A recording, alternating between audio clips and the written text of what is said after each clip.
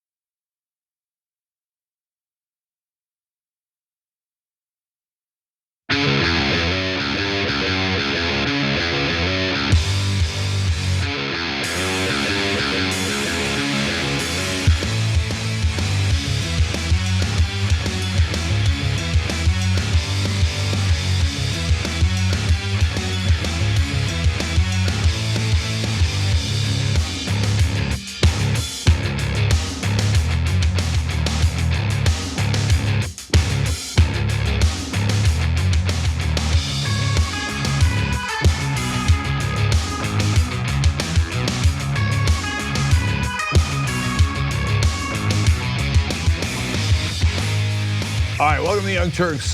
Huge day ahead for you guys. There's a couple of stories in this show that are the Rosetta Stone of politics, okay? So there's a Democrat taking action against donors, and the Republican Party's head has exploded. Hated it. Okay, and so that's the story of the day, and how amongst a million amazing stories, and how the Democratic Party is going to react to that will be so telling. So I can't wait, can't wait. And of course, there's a lot of foreign policy news with Hong Kong and Iran and everything going, being volatile there. And then Mitch McConnell's a disaster. Hell of a show. So let's get started. Yep. Show the goddamn paper right here, okay? What is USA safer, Bush says. Picture, headline, USA safer, Bush says. Okay. USA Today, you suck balls.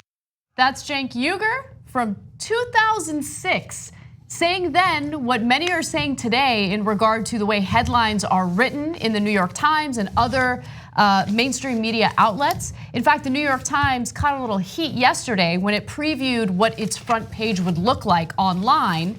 I'll tell you exactly what the front page said. There was a story with the headline, "Trump urges unity versus racism." So I'm assuming that was a story about Trump's speech in response to the 2 mass shootings that took place over the weekend. And it got a lot of negative feedback, including one reporter at the New York Times who said, quote, "I write for the New York Times, this is a terrible headline." Then you have Cory Booker saying, "Lives literally depend on you doing better, New York Times, please do." Alexandria Ocasio-Cortez, as always, hits the nail on the head by saying, "Let this front page serve as a reminder of how white supremacy is aided by and often relies upon the cowardice of mainstream institutions." Now, if some of you are wondering, well, what's the issue with the headline? I mean, I can't imagine that many of you are, but if you are thinking this, let's go back to that video of Cenk from 2006, where he's criticizing a headline with a different context, but it has the same issue as this New York Times headline. Take a look. USA Today, Bush says he's made America safe. That's the headline. Okay, James, you're talking about one within story. the article are never goddamn mentioned in the goddamn headline. All right, you know it's impossible to talk to you about Because something. here, I'll show it to you. You know, I mean, USA Today. You're not talking about USA Today. You're talking about one. Show the goddamn paper right here, okay? What is USA it? safer, Bush says. Picture, headline, USA safer, Bush says. Okay. USA Today, you suck balls. You are a terrible newspaper. You know what he did in that press conference yesterday and how we covered it? He lied over and over about how this was a war between Al-Qaeda and Iraq. It's not a war between Al-Qaeda and Iraq. It's a war between Shiites and Sunnis. Civil war that we're stuck in. And what does the USA Today incompetent losers say? USA safer, Bush says. That is a lie. They've done a terrible job. Every one of these editors in every major newspaper, in every major magazine, in every major television news organization should be fired today. So that was 13 years ago, and I think that I was well within my rights to be angry about this situation. And what started that conversation is so related to what's happening today. What started that conversation was all the way in 2006, 5 years after 9/11, 43% of Americans still believe that Saddam Hussein had personally attacked us on 9/11. In fact, when we went to war against Iraq, that number was 69%. So 7 out of 10 Americans thought that Saddam had personally attacked us. And I kept saying, if I thought Saddam had attacked us, I'd be in favor of the Iraq war too. But that's not what the reality is, and the mainstream media is doing a terrible job. Why? They do false equivalency. They say he said, she said. The Democrats are generally mutes anyway. They usually never even fight back. So then all they do is print what the Republicans say. And that is why I was focused on that USA Today headline. I feel bad for Michael there because obviously I was not exactly in control. But it was built up rage and frustration from all of the media falling down at the job and no one recognizing it. So I'm like, look, if you put a headline like USA safer, Bush says, it makes it sound like the USA is actually safer because it's the main headline. Now, the Bush says people see, but they don't absorb that nearly as much as they absorb USA safer. Besides which, it doesn't really matter. You're supposed to, as a journalist, say what the reality is, not what Bush says. And so here we are, and New York Times, 13 years later, does the same exact thing, now this time about Trump, but with a different reaction. So I want to get to the different reaction. Obviously, Anna gave you some of it in a second ago, in a little bit more in a minute. But so their headline was, Trump urges unity versus racism. Now, technically correct, in a portion of that speech, he spoke out against white nationalism almost for the first time, right? So, but the full context is, this was an exception for the president. His actions show that he has supported a lot of these people, including saying there are good people on the Nazi side in Charlottesville. And you know all the stories, we can go on and on and on and demonize minorities, and especially Hispanics and Latinos. And the shooting in El Paso targeted Hispanics, Latinos, immigrants, etc. Just like, so if you put in the article that at some point Donald Trump spoke out against white nationalism, that would be good. It's not just accurate, you need that on the article because he did say that. But if you make that the headline, it makes it appear like Donald Trump is busy fighting racism, which is definitely misleading context. Now, the reason I was in a rage back then is because no one would agree with me. Everyone in the media and every one of the Democratic politicians were like, well, I don't get it. What do you mean? USA safer, Bush says, it's totally fine. Jake, you're the crazy one, right? Now, because of Trump, there's this fascinating moment where people are like, oh yeah, that wasn't really the thrust of Trump's speech, was it? Right. Wait a minute, maybe these headlines are a little misleading. Maybe the mainstream media goes out of their way to bend over backwards to aid and abet Republicans with their talking points by highlighting their talking points and making it appear that that is the thrust of what they're saying, when in reality it's an exception to the rule. Exactly, so the 2006 clip that we showed you guys featuring Cenk going ballistic is a video that I like to use in my journalism classes. Really? Yeah, 100%. I've used it in every single one because, first of all, it's entertaining. It's an entertaining way to get an important journalistic point across, which is that you don't have the luxury of providing context in a headline. And so when someone sees a headline, especially now online, that is literally all they'll see. Because most Americans don't live in this hyper politically informed bubble where they live breathe, eat politics all day long, right? So they're busy. They got to provide for their families. Most Americans now have to work 2 jobs just to make ends meet. So they're going to read the headline. Maybe if you're lucky, they might read the first paragraph, and that's it. That's how they become informed on these political issues. And so you want to make sure you don't regurgitate the lies by the political elite. And that headline by the New York Times and back in the day by USA Today regurgitated talking points and lies by the political elite. Yeah, so for example, we know that Iraq did not have ties to Al-Qaeda. So if the giant headline said, Bush says Iraq has ties to Al-Qaeda, technically correct, and a terrible, awful, misleading headline. So, and they did that over and over and over again. I'm so thrilled that the battle is now joined. Even establishment figures now, of course, in the Democratic Party, because they're so opposed to Trump. But even guys like Nate Silver are like, ooh, I'm not sure I would have framed it that way. Okay, like, wow, you're on the edge, dude, bring it back.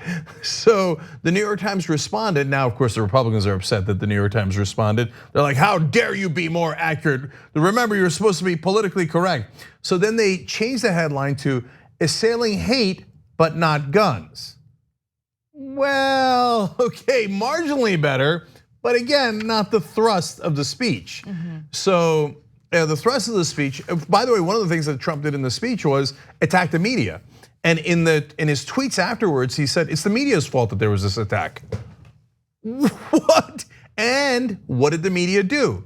Because they are cowed by the Republicans. They're like, oh, sorry, he has assailed hate. He is against hate, he's against racism. No, do your job.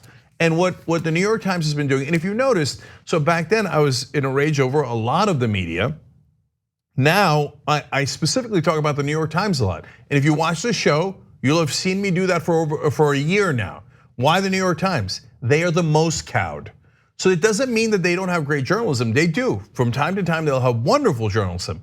But they are the most intimidated, the most pro-status quo, and pro-establishment. So when an official, especially from the Republican Party, even Donald Trump, who's now the establishment doesn't like at all, but still the New York Times is like, can I say anything against the Republican? Can I say the truth about a Republican? No, right? So the reality is, stop doing the political correctness.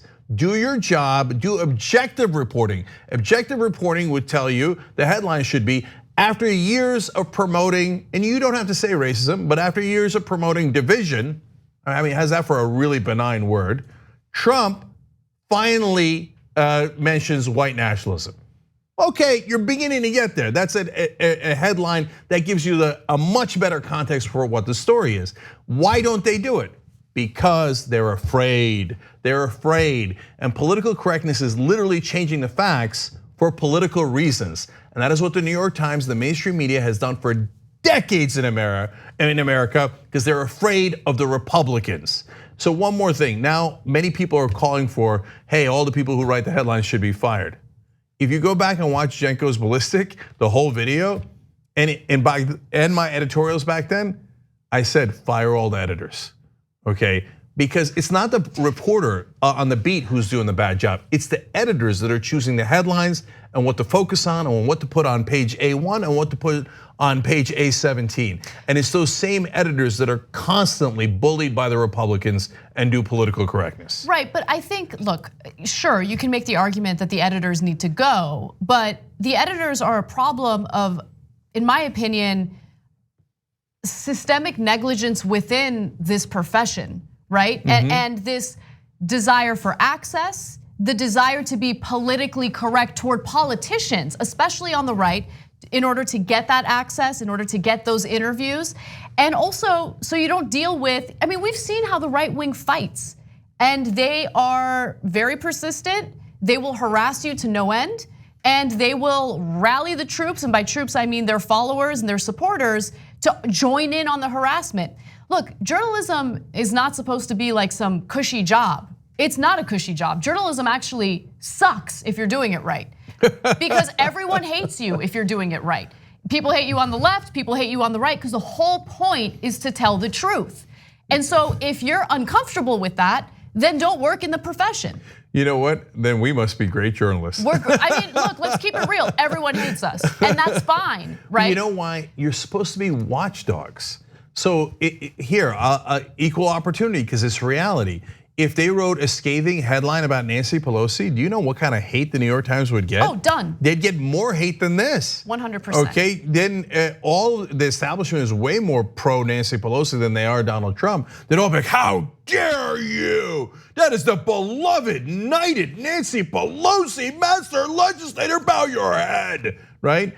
And then they do political correctness and they need access, etc. Now, it is the Republicans who intimidate the press way more. That's an absolute fact, calling them the liberal media for decade after decade. Now Donald Trump actually going, I would argue, threatening their lives by calling them enemy of the people, right, etc.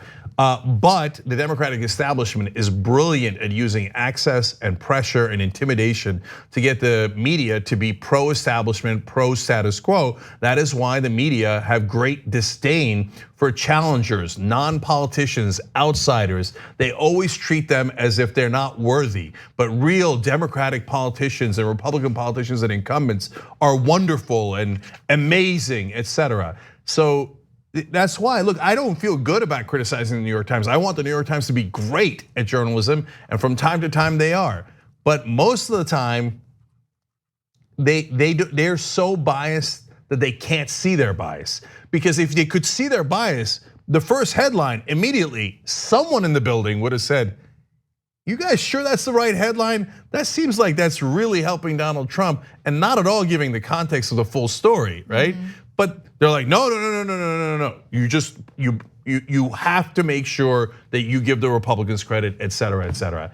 And they got to snap out of it. I don't attack the New York Times or criticize the New York Times because I hate them.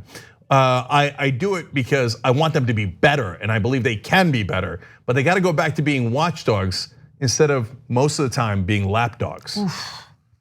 All right, with that said, we have some more news. Bush ever condemn President Obama after Sandy Hook? Wait. Are you crying, Brian Kilmeade? Are you telling me, oh my God, Obama has condemned Trump's racism? Democrats attacking Republicans. Oh, they're so mean. Are you serious, dude? Are you serious? All Republicans ever do is viciously attack Democrats. How about Trump attacking Obama? Has that ever happened? Only 1 billion times. So let me give you the context of what happened. Following the 2 mass shootings that occurred over the weekend, and by the way, the death toll has jumped from 29 to 31 people. Obama put out a statement, and he didn't mention Trump by name, but he certainly did mention certain characteristics that we see in Trump and his supporters. Obama put out a statement saying, quote, we should soundly reject language coming out of the mouths of any of our leaders that feeds a climate of fear and hatred or normalizes racist sentiments. Leaders to demonize us that don't look like us, or immigrants threaten our way of life, or refer to people as subhuman, or America, this is a bad sentence to be honest with you, or America belongs to one certain type of people, it hails no place in our politics or our public life. And it's time for the overwhelming majority of Americans of goodwill of every race and faith and political party to say as much clearly and unequivocally. So he's saying, look, Americans need to reject hate because as we know, the shooting that took place in El Paso, Texas was motivated by a hatred for immigrants. Now, Fox and Friends didn't like that. They really didn't like that. They don't like it. And so not only did they address Obama's statements, they also fed Trump talking points, which we'll get to in just a second. Take a look. I guess he's talking about the President Trump. You think? I think so. I'm just wondering did George Bush ever condemn President Obama after Sandy Hook? Did President Bush ever come after? He had 32 shootings of 4 and more mass shootings during his reign. Not many people said, wow, it's this President Obama is out of control. 17 so far, President Trump, it's way too high. But I have news for you. Mass shootings were happening before the president even thought about running for president of the United States. Right, it's a political season and the election's around the corner. But he's not running anymore. But they want to, the president is, and they want to continue to push that racist narrative. So, I mean. Okay, can I just jump in for a second? Sure. Yeah, so we're gonna get to Trump parroting them in a second, but First, let's do math, and then let's address the misdirection. So they said, Obama had 32 mass shootings, and Trump's only had 17 so far. Obama was president for 8 years. Trump's been president for about 2.5 years. Do the math on that one. You'll see 17 is like math, much worse per year. Yes, they have a war on math. That's true, but really that still misses the point. It isn't how many mass shootings you've had on your watch. It's what do you do about it? Obama wanted more gun control. I would argue Obama should have pushed for even greater gun control, but it didn't really matter at the end of the day because the Republicans blocked every measure that there was. Every piece of gun control that he argued for got blocked. Even if he'd pushed for more, in this case, it wouldn't have made a difference. And so gun control is the #1 issue there in that context. But in this context, Obama's talking about white nationalism, white supremacy, and how that is getting people angry and then grabbing their guns and doing the shootings.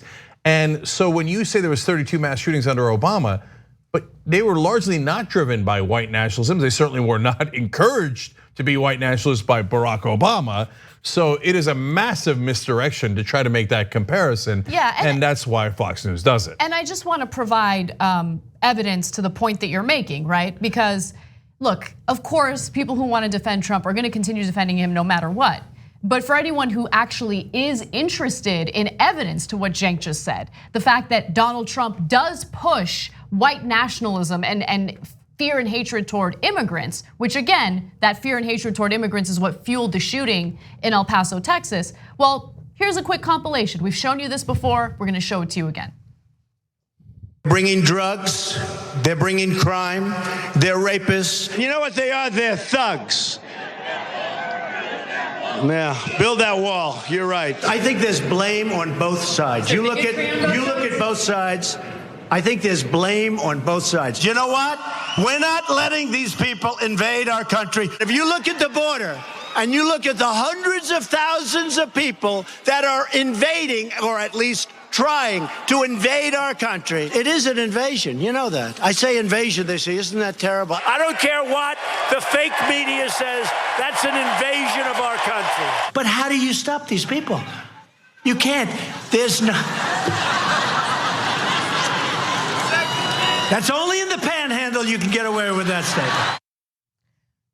So while mass shootings certainly did happen under Obama's watch, they weren't fueled by the same hatred and fear toward immigrants and people of color. That is what we're seeing now under the Trump administration because of the fact that he's exploited racial tensions, racial division for his own political purposes. That's what he campaigns on. That's the only thing he can fall back on when he's talking to his supporters and his base because he hasn't delivered anything else. So he's gonna continue doing it, guys. He can give as many speeches following mass shootings, claiming that he wants to denounce white nationalism or racism or hatred. But in reality, that is his bread and butter. That is what got him to the White House.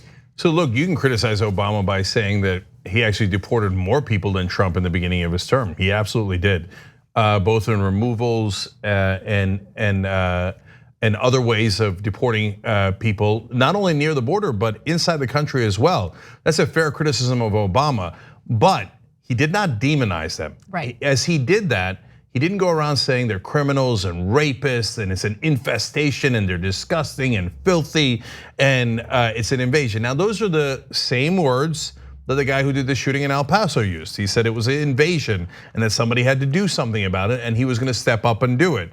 And he drove from a suburb of Dallas all the way down to El Paso to shoot more Latinos.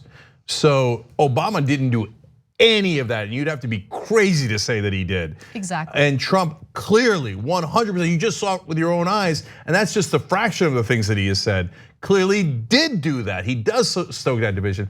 By the way, Obama didn't say Trump. Now, we all know that he means Trump. Nobody's hiding that, right? But if Trump hadn't actually sown division or hatred, why would he take it personally? Exactly. So now I'd like to get to my final point, right? In the exact same episode, Kilmeade decided to do exactly what Trump does, which is fearmonger about immigrants and stoke tensions toward immigrants. And he also defended Donald Trump's language, which has fueled all of this violence that we've seen in the country. Take a look. When you have over 110,000 people coming a month, over 1 million last year, and then well over 1 million this year, if you use the term as an invasion, that's not anti-Hispanic, it's a fact. If the Russians were coming through Alaska, through Canada, the president would be using the same language. But it's the fact that's happening at the border. If you talk to people who are apolitical at the border, people want to look at the words infested, or and look at what the president's saying. So essentially doing exactly what Trump does, making excuses for him. And again, it's all in the same episode, in the same segment. On one hand, you're going after Obama for pointing out the obvious about Donald Trump, and you're denying that Donald Trump is part of the problem. And then you just copy exactly what Donald Trump does to stoke all this fear toward immigrants. And look, first of all, if the Russians were coming over the border, that would be their military. That's why it's different. That's why it would be an invasion. Exactly. Right, as opposed to people seeking asylum, which is not an invasion, that's people running for their lives. It's like saying when the boat full of Jews landed in Florida running from the Nazis. It's a real story. They landed in Florida, they were not allowed into the country. If at the time the president had said, that's an invasion, the Jews are trying to invade us, let's send them back to the Nazis. Now, they did send them back, which was a terrible stain in our history, but at least they had the decency not to call it an invasion, which is exactly what Trump is doing. But Kilme's not just parroting Trump. Remember, he's also parroting the El Paso shooter. Yes. The El Paso shooter said in his manifesto he was going to stop the Hispanic invasion. That's exactly right. Now, we all know that Donald Trump watches Fox News. And Fox News, I mean, I think that this is now just this like vicious cycle where they feed him talking points, he regurgitates it. And the latest example is this story because he quoted both Kilmeade and Ainsley in his tweets. And I'm not gonna read the tweets, I just wanna show them to you real quick. The first one quotes Kilmeade on Fox and Friends, and the second quotes Ainsley. And so, yes, and it's a cycle where he takes propaganda from them, puts it out there, and they take propaganda for him, put it out there, and create this cycle. And you think like, well, it's silly, and if you watch the Young Turks, it's easy to dismantle. But remember, the people who watch Fox News are just in that bubble. Right. They almost never watch anything else. So when they see that, they're like, oh, it's so true. Everybody agrees. Trump agrees. Fox and Friends agrees. The Hispanic, the guy who called it an Hispanic invasion, the El Paso shooter, he agrees. Oops, right? But in their mind, that validates it. And so this is how you do propaganda. We got to take a quick break. When we come back, we have more news and more updates on the shootings that took place over the weekend. Later on in the show, we're also going to talk about how protesters are going to Mitch McConnell's house. We'll give you the details on that and more. Come right back.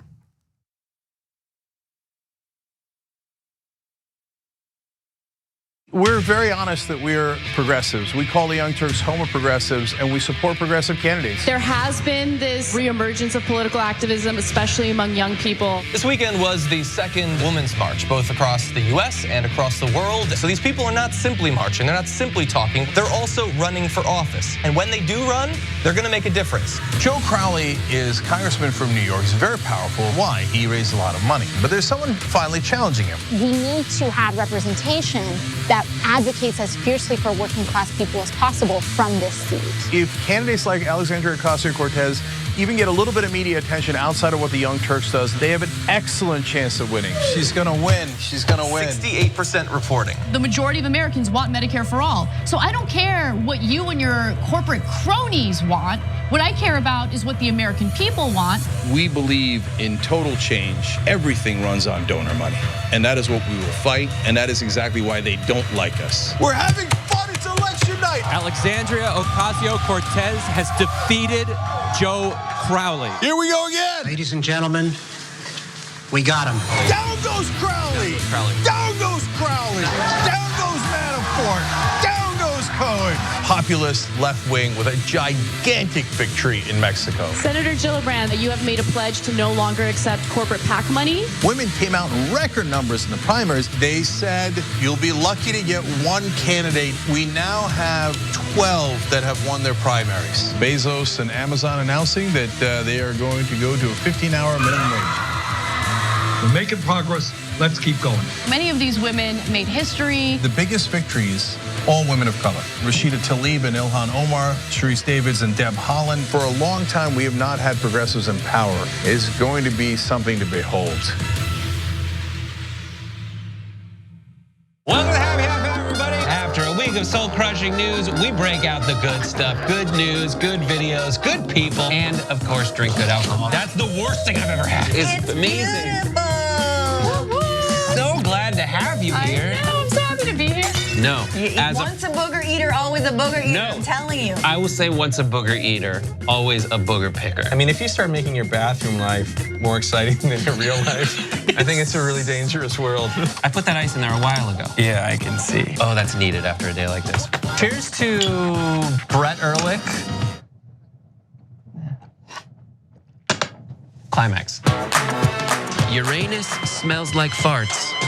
Because of course it does. This is the worst sketch ever of a perp. But guess what, ladies and gentlemen? They found the guy. This is Sophie's super happy dog story of the week. Lauren Glouthier, who rescued a dog from a hunting dog shelter. She said she'd cuddle next to me and start sniffing that little spot on my nose. It turned out to be basal cell carcinoma that the dog sniffed out. Well, if that made you happy, just wait till you see the best thing ever of the week. This is one of the most amazing physical feats you'll ever see in your life. What it is the world's fastest cotton candy eater. And good morning. 1, 2, 3. And we'll see you next time. Hey Dave, as you can probably see, Skype froze. Froze and crashed. You know, I'm watching that documentary on the Vietnam War, and there was a TV journalist in the middle of some tiny little village in Vietnam doing live TV as the soldiers were burning the Vietnamese huts, and it didn't crash. And that was 1965, and he was in Vietnam.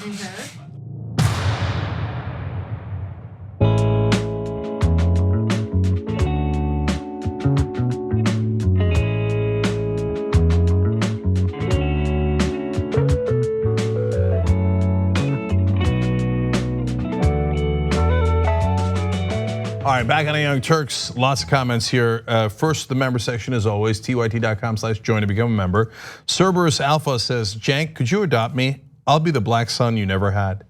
How old are you? Well, not quite. I actually have a black godson, so kind of close, but sure.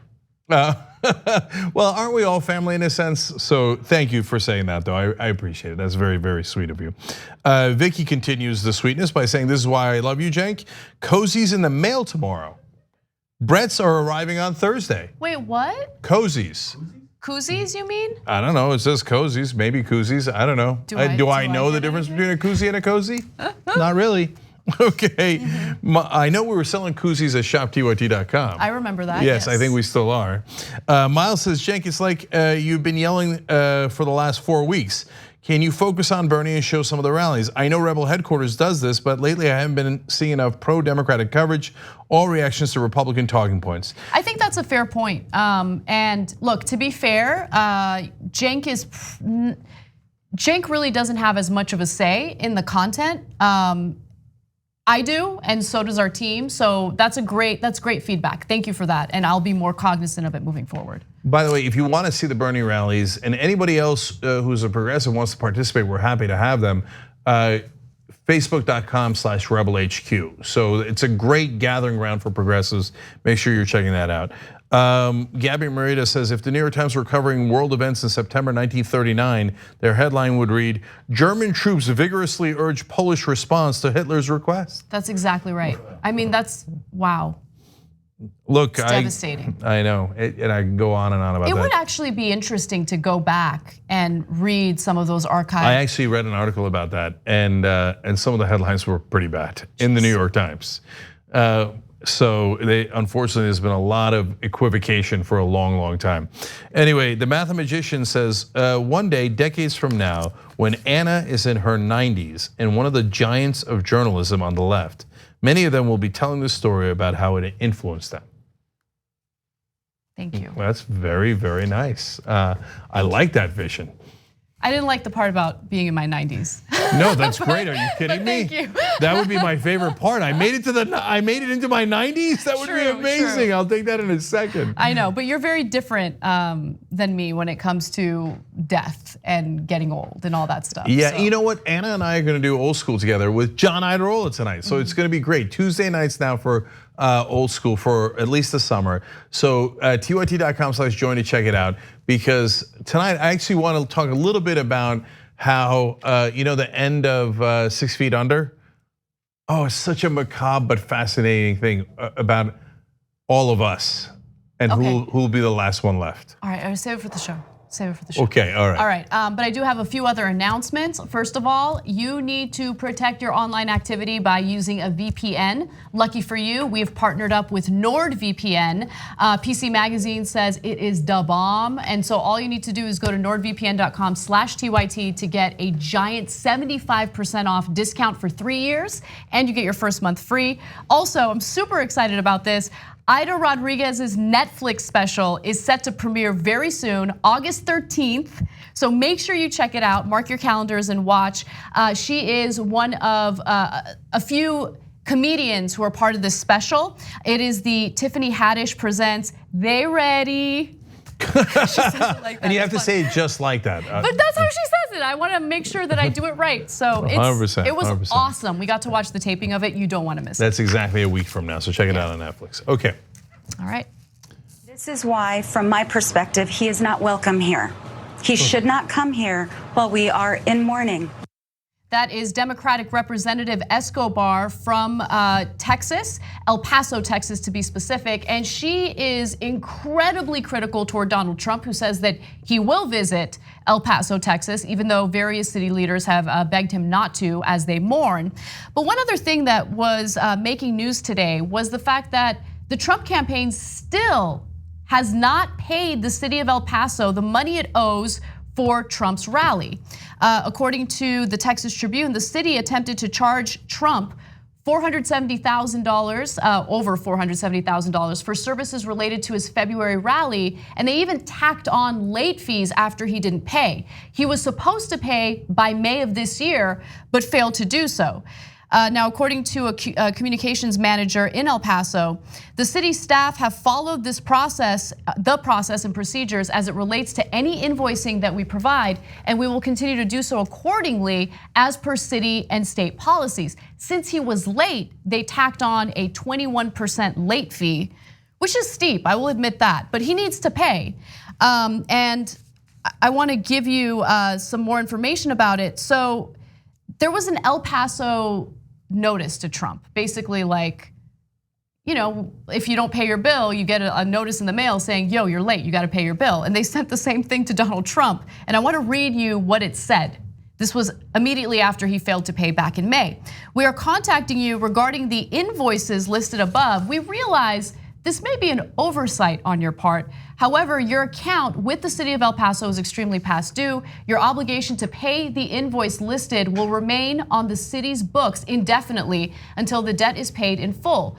Furthermore, the city may choose to not enter into a contract with an individual that is indebted to the city for more than $100. Well, considering the late fees, he now owes over $500,000. So important context. If you are a government official on government duty, basically, it's different rules than if you're doing a campaign event. And so he was specifically doing a campaign event in El Paso. And so, by the way, Beto also did a campaign event. If you remember, about 6 months ago, they had dueling campaign events.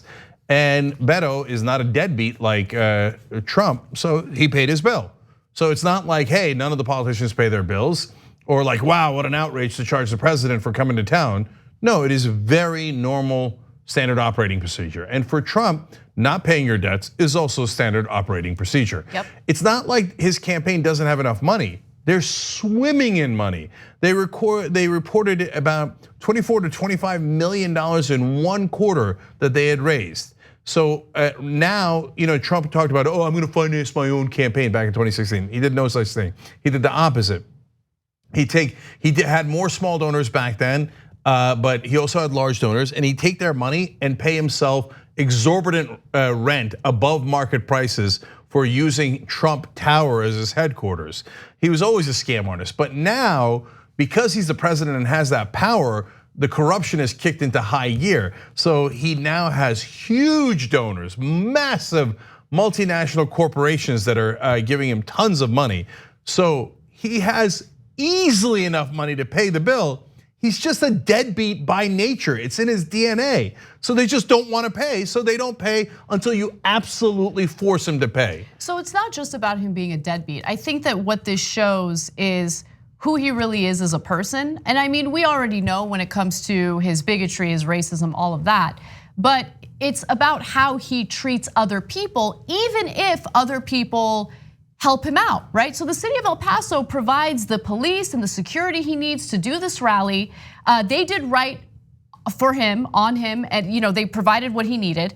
And he doesn't care. Even if you play by his so-called rules and give him what he needs, he will turn his back on you. He is incredibly disloyal and disrespectful toward anyone and everyone, including people in his own cabinet. He has no loyalty or respect for any human being. The only person that matters to Donald Trump is Donald Trump. 100%. And so, look, I gotta say, normally after a tragedy like this, I don't think it's right, no matter how much you don't like the president. In this case, I think he partly fueled what happened. But even so, if the president comes to town to do mourning, you gotta let him come, right? And this is not a campaign event.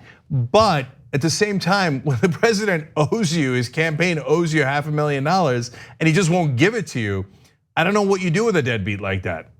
So Jake, it's not just about that though. I mean, look, maybe I'd buy that argument if Donald Trump wasn't spouting the anti-immigrant rhetoric that fueled the violence at El Paso, but there's a correlation there, right? The shooter put out a manifesto that used the exact same language that we hear from Donald Trump in regard to immigrants. I'm sorry, but if I were a politician in that area, I would not want Donald Trump there.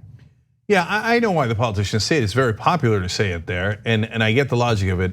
I think at the end of the day, you got to let the president, because then if the red states start banning, Democratic presidents, the blue states ban Republican presidents, it's an absolute mess. But I'll tell you this, one last thing on this story. It's also hugely disrespectful to the cops of El Paso not to pay them for their work. 100%. So when he pretends that he's in favor of law enforcement, that's a joke. He tells people all the time, never work with law enforcement. He's proud that he never ratted to law enforcement. And when he gets a chance to, he screws them over at the first opportunity.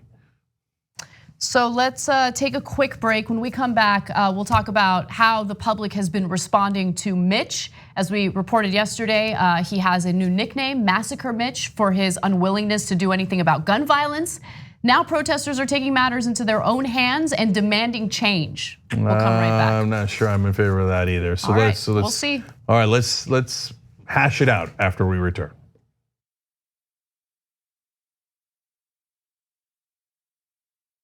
What he did to women has no place in America. At least he wasn't targeting children. Just because she's 18, now she doesn't matter? Step out of your social media bubble, Tim. A new party game is taking America by storm. It's called Cards Against Womanity.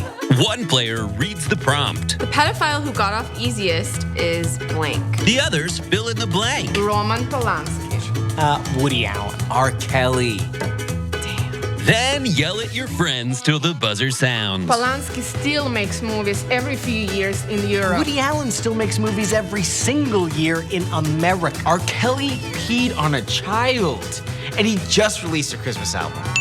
The fun never ends. The worst perv of all the pervs is blank. The biggest hypocrite wearing a Time's Up pin is blank. James Franco. The perv who's been treated most unfairly is blank.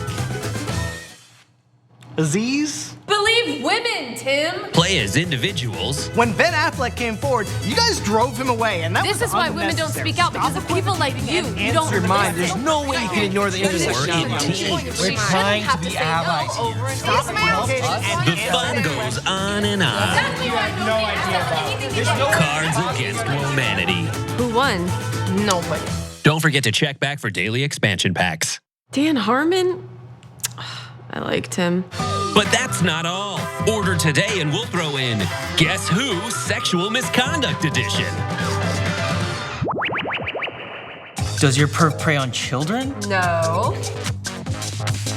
Did he grope someone and have a dynamite recipe for flatbread? I don't know who this guy is. Does he have a terrifying button in his office? Yes. Is it Donnie? Yes. You are the media revolution. You are much needed. TYT! TYT! The place is like 95% TYT on.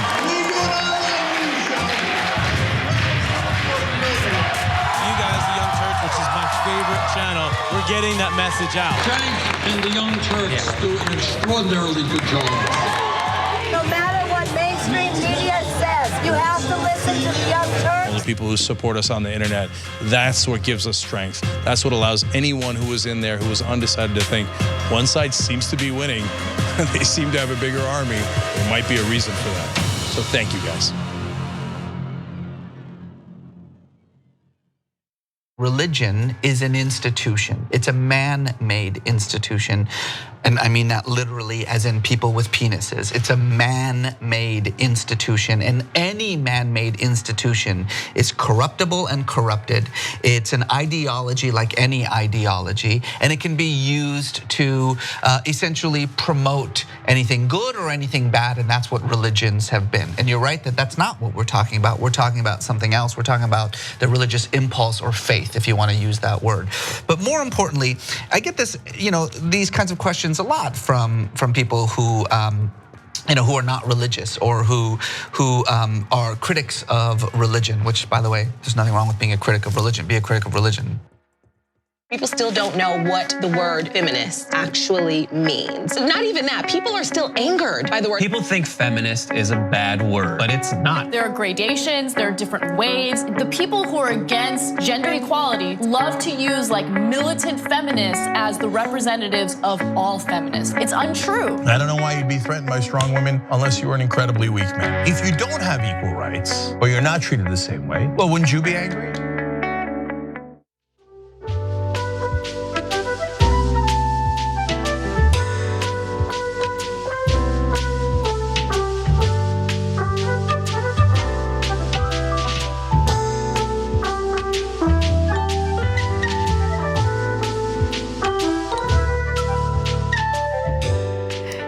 Welcome back to the Young Turks. Why, hello there. What brings you here? All right, no, seriously, let me read some comments for you guys. Kirsten writes in, I saw the live taping of Ida on the Tiffany Haddish. They ready, and she was awesome. I was trying to do it, Anna. And she was as awesome as what was expected. I hope everyone watches. It's been really hard refraining from spoilers. Yeah, totally. Right, yeah. So until it comes out, as my daughter says, don't spoil the beans. Okay, but afterwards we could talk it through. All right, Eric Rafford says, Cenk in his 90s in a retirement home yelling at the staff over the lunch menu. Headline reads soups, this is hot water. Okay, I like that. I mean, from your mouth to God's ears. I think what's far more likely to happen is I'm losing my concentration. I need a snack. I need a snack, right? Oh, totally. And it'll be like right after breakfast. Again, as long as I'm in my 90s, I'm all good. Yeah, no, when you're in your 90s, you get to be free. Yeah, and you've paid your dues. That's right, you can be cranky all day long. Yeah. The Restless Progressive says, I think Beto did a good job calling out the media for parroting Donald Trump's talking points. Totally agreed. Great job by Beto O'Rourke on that one. Hangry Skywalker says, Trump is basically every stereotype that he projects on African Americans. Great point. Lazy, violent, doesn't pay their bills, always guilty, right? I mean, every single nonsense, insane racist stereotype, it's actually Donald Trump. Yep. Oh my God, we should do racism against orange people. I mean, I'm already there. Right? I mean, there's the two that we know. There are many in Hollywood. Trump and Boehner. Oh, but Snooki too. Anyway, all right, here we go. Last two here are from Twitter. Not That Donald writes in, I owed a $65 occupancy tax in the town I used to live in, and a bench warrant was issued. I could have been put in jail until the judge was available for $65, but Trump owes over 400 grand, actually now over 500 grand, and jerks El Paso around with no consequence. Exactly, hashtag deadbeat Don. And Thomas Shipman has a solution. He writes in, El Paso police should put a boot on Air Force One until Trump pays the monies owed. Damn. How awesome would that be? That would agitate him. Speaking of which, what is agitprop? I always want to say agitpop, but it's agitprop. Yes, nor is it agitpie. Okay, anyway, Agitprop's a new show that's got a summer run here on the network. And it's Hassan's post-capitalist show. And we had our first edition of it today. If you remember, you could check it out. A little audio hiccup if you watch live, but it's fully clean in the member section. And we got into it for 2 hours. I defended capitalism. He defended the commies. Kidding, largely. Anyway, check it out, tyt.com/agitprop. For the people who did already watch it, they were super happy. I think from the comments, based on the comments, on how it went. Really interesting conversation. Obviously, you got to be a member to do it at this point. But make sure you sign up through tyt.com/agitprop so we know that it was that show that got you interested, so that we know which shows work better, et cetera, so we can serve you better, okay? All right, thanks. Anna, what's next? All right. Senate Majority Leader Mitch McConnell has proven himself to be trash, and we're gonna continue talking about his trashiness as he carries out his trashy actions in the Senate. Now, the latest controversy has to do with a group of young men wearing Team Mitch shirts, groping a cardboard cutout of Representative Ocasio-Cortez. So there it is. And the Team Mitch t-shirts, it's an important thing to mention because Team Mitch, if you go to Twitter, is the specific Twitter account for Mitch McConnell's re-election campaign, right? So these are people who are wearing the shirts, which indicates that they're affiliated with the campaign. So it's not cute to pretend like you're groping someone. Not only that, if you notice, one of them was choking her. Yeah, it's bad, it's bad. So now following this, Alexandria Ocasio-Cortez understandably put out a statement via Twitter saying, hey, Senate Majority Leader, these young men look like they work for you. Just wanted to clarify, are you paying for young men to practice groping and choking members of Congress with your payroll? Or is this just the standard culture of Team Mitch? Thanks. She added because she's polite. Now, there was a statement issued by a campaign spokesperson representing Mitch McConnell. These young men are not campaign staff, they're high schoolers, and it's incredible that the national media has sought to once again paint a target on their backs rather than report real and significant news in our country. I would argue that the various actions we've seen from the Republican Party, I mean historically, but certainly under Trump's leadership, that's the real story. Like their disrespect toward women. I mean, Trump's presidency started essentially a few weeks before his election with a tape talking about groping women, grabbing them by their genitals, right? And then you have Brett Kavanaugh, you have all of this dismissive behavior toward the Me Too movement. It's not cute. It's not cute, it's not funny to make light of sexual assault, ever. So that is a story, whether you like it or not. Look, it's not actually super easy to deal with. And you don't need to go full Democrat. A full Democrat would be to profusely apologize, right? And in this context, that could certainly make sense. But just say, hey, you know what? They had the Team Mitch shirts on, and they're teenagers. But we talked to them and told them that's totally unacceptable, and that does not represent our campaign. They wouldn't even do that. No, they wouldn't, and they made excuses for them. But to the credit of, I mean, it's crazy because the juvenile behavior that we saw in that photo included people who actually did apologize. So they took it upon themselves to apologize, and I want to share that apology with you in just a second. So one of the young men put an apology up on his Instagram account. It was a photo of a note that says, I was wrong, I'm sorry. And the caption also says, my friends and I sincerely apologize to Congresswoman Ocasio-Cortez, Senator Mitch McConnell, to our school and our community for our insensitive actions at Fancy Farm this past weekend. Fancy Farm is this political event that takes place in Kentucky.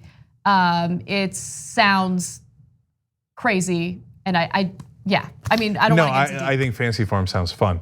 I want to go to a fancy farm. So, but apparently not fun because that's what they're doing. Look, even the kids had the decency to apologize, Exactly. and Mitch McConnell didn't. Yeah. That's amazing. You're supposed to be the grown-up. And so instead, he made it seem like, oh, I'm the victim. I'm the victim of AOC and the national media.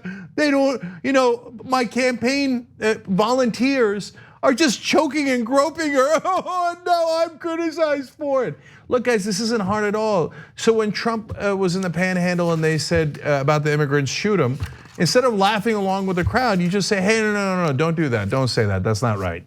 And then you move on. They don't have it in right. They love it because they love it, right? So in that situation, Trump loved it. So why would he denounce it? Why would he condemn it? I mean, he uses inflammatory rhetoric and language toward migrants all the time. By the way, Mitch McConnell, of course, not only refuses to apologize or take responsibility, he doubles down. So I want to give you another statement, and this is from the Team Mitch Twitter account. Representative Alexandria Ocasio-Cortez and liberal Twitter personalities are trying to dox some underage kids for taking a photo with a cutout at the Fancy Farm political picnic and are cheering on thousands of accounts calling for Senator McConnell to, quote, break his neck. Right. Yeah. Okay, so look, two things about that. Number one, just the last part of it, they're always like, find one random dude on Twitter who says something and they're like, that's it, all the liberals are saying that Mitch McConnell should break his neck. No actual elected official or any personality said that. You just picked a random ass, and by the way, how do I know it wasn't an ally of yours that said that so that you could go then pretend to be the victim, right? But overall, like to turn it around and to say like, oh, poor Mitch McConnell is actually the victim here. They just have no sense of decency at all. Look, if one of you guys took a Republican woman or a Democratic woman that I didn't agree with, just pick a name out of a hat, Susan Collins or Dianne Feinstein, and you guys were, it's a cardboard pit, but choking them or groping them, I would definitely say, don't do that. Hey, don't do that. That's not cool. That's not what this is about. They can't do the bare goddamn minimum. They can't. I mean, look, just to give you a specific example, and we get some heat, not a lot, but some heat from people on the left when we condemn any type of violence carried out by Antifa. You know why? Because condemning the violence is the right thing to do. You don't win by carrying out violence. And I get the frustration and the anger because we want change so badly, but the strategic thing to do is to change the system, to join together in solidarity and push for systemic changes. When you do violence, the focus is on the violence that you just committed, and that's it. They just exploit that to paint a very grim picture of everyone in the left, so why give them that? And by the way, one other thing I wanted to mention, so look, this is something we might disagree on, but there were protesters who showed up to Mitch McConnell's house. Yeah, before we get to that, I actually wanted to say one more thing here. If you noticed, they went to a new Republican talking point, which is anytime you mention that they did something wrong on their side, they go, oh, you're doxing me. You're doxing me. No, the kids made I'm being generous by calling them kids. The teenagers that were his volunteers made the picture public. It's not like AOC went and found their phone, took it from their phone and made it public. No, they made it public. And then when you criticize a picture that they made public, they go, oh, you're doxing me, you're doxing me, right? By the way, sometimes the corporate Democrats do the same thing. Anytime you touch them in terms of saying, hey, you did this wrong, they go, how dare you say that I did something wrong in public, I'm doxed. You're not doxed. Nobody put the address of those kids out. That's totally wrong. It's a way of shielding yourself in a cheap, stupid way that a lot of the establishment does, both on the Republican and the Democratic side, because real doxing is a huge problem. And now now you cheapen it and you cry wolf over it just to protect your trashy ass. And I'm referring specifically to Mitch McConnell. And one other thing I want to add, when we read the apology from the young men who put out that photo, we took the extra step of taking their high school's name out right? So like we're on the left. No one on the left has any interest in carrying out violence against these guys. But again, like they have this very wide definition of doxing. I just partly figured out 90% of the reason is because they want an excuse to be the victims. But 10% I just figured out as you were talking, because they think, oh, if it was liberals who were choking a picture of Mitch McConnell, we would go to commit violence against them. 100%. So they project on and they think, oh, well, obviously then they're gonna come and try to do violence on the kids. No, we're not. Why would we go do violence against them, right? We're just saying, hey, cut it out. That's all. And you don't have enough decency to say, oh, you're right, they should cut it out. So, and they do it all the time, project what's in their heads onto us. We gotta remember, Republicans, we're not anywhere near as much of a, and I'm being polite here, jerk as you guys are. We're not anywhere near as bad guys as you are. So please stop putting your trash on us. So let's move on to the protesters. This Dayton shooter has been confirmed as having a Twitter feed. Sorry, guys, that's our miscommunication. Yeah. So there's another part of the Mitch McConnell story that I want to get to. A group of protesters went to Mitch McConnell's house to essentially protest his inaction when it comes to gun regulation and changes that would actually keep Americans safe. Now, Jake and I might disagree with this, but let's just look at a quick video featuring these protesters.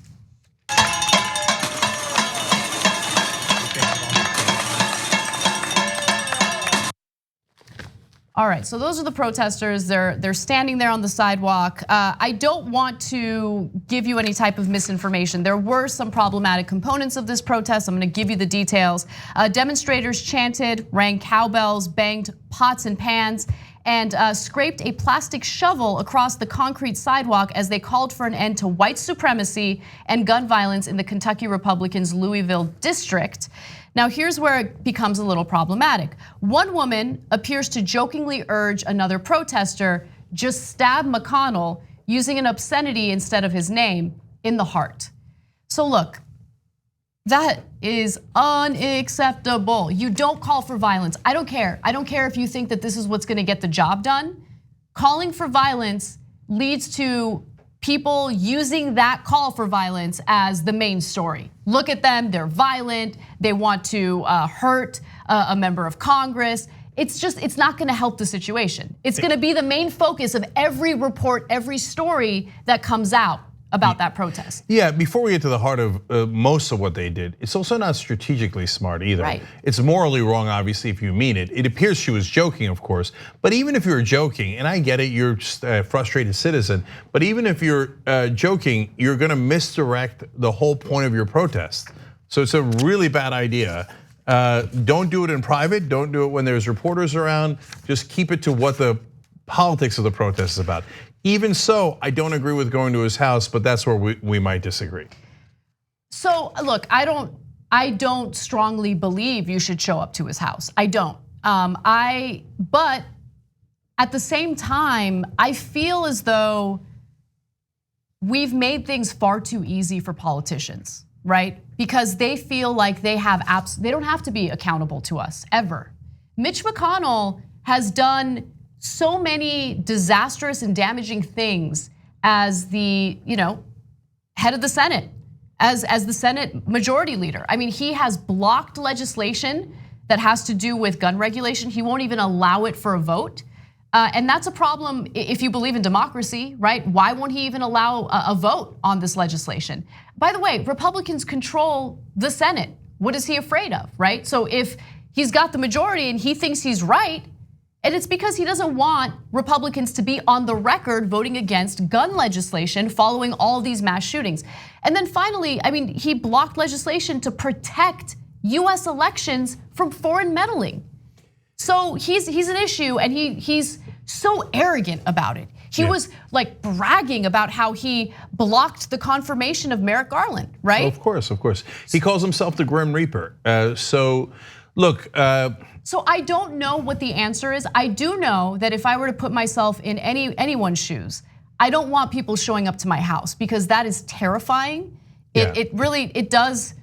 It puts a lot of fear in you and it's scary. So, but at the same time, we need to find a way to hold them accountable, which is why I was not against people approaching them in public spaces and holding them accountable for their actions. Yeah.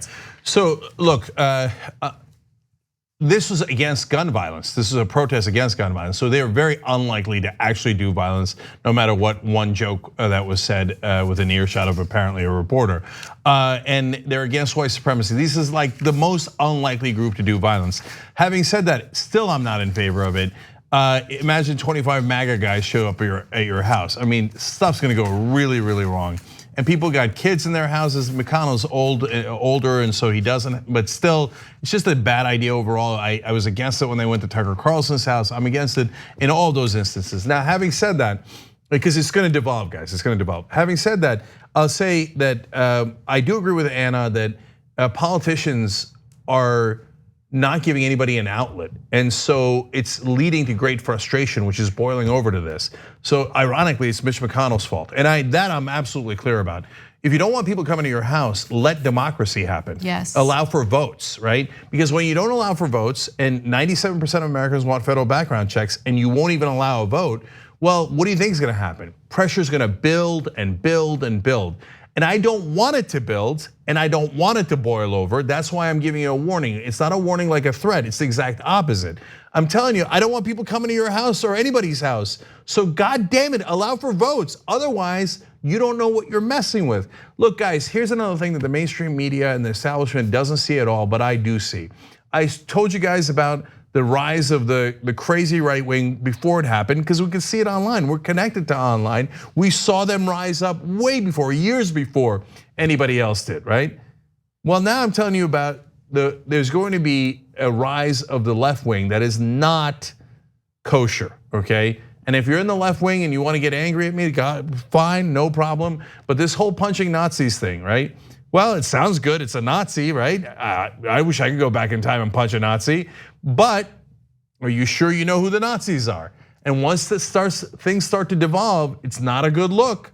And the establishment, also on the Democratic side, but mainly on the Republican side, have no idea the frustration that is brewing and brewing in the country.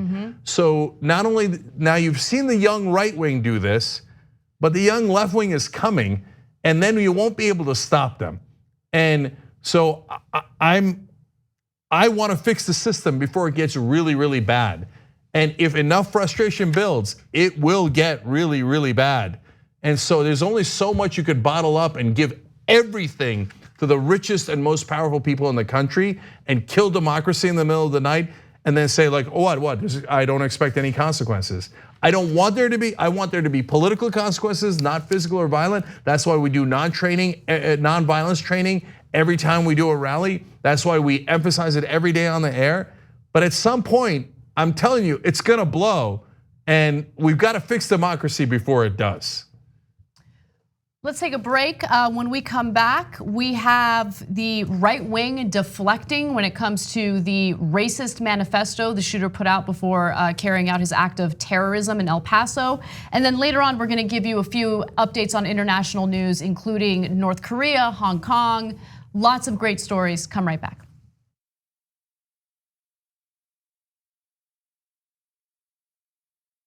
Robert Mueller's investigation found 10 possible acts of obstruction of justice. Let's review them one more time. President Trump asked the FBI director to shut down the investigation into National Security Advisor Michael Flynn. President Trump said he fired FBI Director Comey because of the Russia investigation. President Trump ordered White House counsel Don McGahn to fire Robert Mueller. President Trump attempted to curtail the special counsel investigation. President Trump prevented the public disclosure of evidence. President Trump wanted Attorney General Sessions to unrecuse from the Russia investigation. President Trump directed White House counsel Don McGahn to create false documents that covered up the truth from investigators. President Trump tried to discourage campaign chairman Paul Manafort and National Security Advisor Michael Flynn from cooperating with the Mueller investigation. President Trump encouraged Michael Cohen to lie about Trump Tower Moscow. President Trump tried to get his longtime lawyer, Michael Cohen, not to cooperate with the investigation. Robert Mueller did his job. The question is, will we do ours?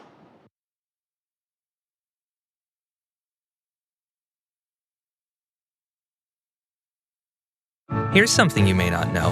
When you deposit your money in a big bank, it doesn't just sit, safe and secure, in a vault. Instead, your money could end up building oil pipelines, mining for coal, or drilling in the Arctic. So if you're concerned about the planet, give your money something good to do.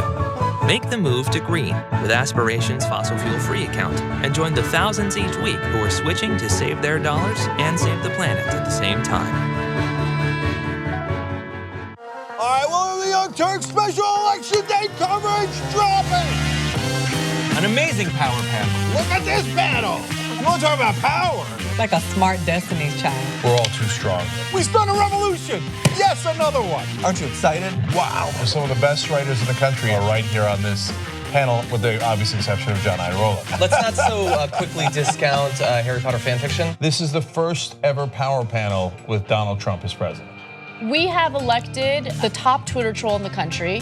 You know, I can't get over the fact that Donald Trump already has lower numbers than George Bush did after Katrina. We have to stop pretending that race is not an issue in this country. Now keep in mind, racism had gone away until Barack Obama brought it back. That's right. They want to protect life so much that they want to ensure that insurance companies don't cover your maternity care. Their legislation is always accompanied by some kind of moral judgment, right? This idea that poverty is a choice. What ran me away from Christianity was judgment and condemnation. Assaulting peaceful protesters in North Dakota, crazier than bombing Yemen, crazier than bombing Syria so much they ran out of bombs. You mean crazier than funding ISIS and trying to knock off Assad at the same time? Amazing footage came out today of a 5-year-old child being miraculously pulled from rubble in Aleppo. A miracle and a reminder of the horror of that conflict is still present every single day. Yeah.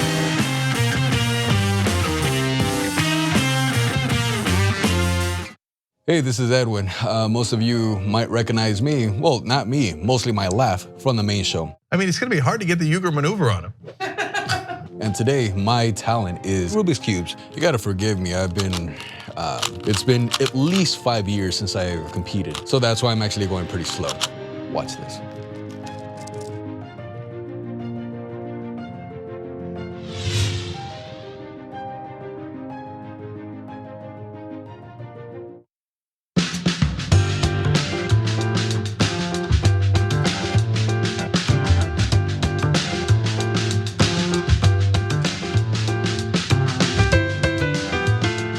All right, back on the Young Turks, as usual, our audience makes great points. That's why I love that you members basically help us do the show. Hercules writes in the member section, Team Mitch also had gravestones of Amy McGrath just after the El Paso shooting, so he's fine with someone killing his political opponents. Now, he's not, that's metaphorical, but you don't get to complain about people being concerned about your physical safety because of symbolism, if you also use symbolism talking about how you kill your political opponents. And it's one thing to say, I'm gonna kill him, I'm gonna slay him, obliterate him, etc. Any words that Ben Shapiro would use in the title of a video, that's fine, okay? But to put gravestones, especially when you're a sitting senator against your opponent, that's a bridge too far. Okay, and then Brad Delmore disagrees with me, he says, Anna for the win. How many times has Jenks said, we're coming to your house? This is now literal and great if no laws are broken. So look, guys, coming to your house is metaphorical and also is to some degree an allusion to the House of Representatives. I don't actually want you to go to their physical house, but anyway, it's an interesting disagreement to have. And then Jeff on Twitter says, and why was there a cutout of AOC at a fancy farm to begin with? Well, that's a good point. I hadn't thought of that. So look, I had never heard of Fancy Farm until today. And from what Brett told me, it's like this political event where they stack Fancy Farm with people from their parties. So Democrats, Republicans, bunch of people are there, up to 20,000 some years. And they say terrible things to each other. While, like, let's say a Democrat's giving a speech, then Republicans are yelling at him or her and saying all these terrible things and vice versa. That kind of sounds fun. No, actually. That doesn't sound fun. That sounds like Politicon. That's why I thought it sounded like fun. I once went there and I said, "Oh, you fancy, huh?" Oh, Jake. It used to be cool, 6 years ago. All right, MAR finally says, is there a progressive challenger to Moscow Mitch? Not yet. So Amy McGrath picked by Schumer, not what I would consider to be the top candidate. But hold, let's see if there is a progressive challenger, in which case let's go nuts. Because how great would it be if a progressive took down Mitch McConnell? That would be awesome. Let's get to our next story. This Dayton shooter has been confirmed as having a Twitter feed that was supportive of Antifa, that was supportive of Elizabeth Warren, Bernie Sanders.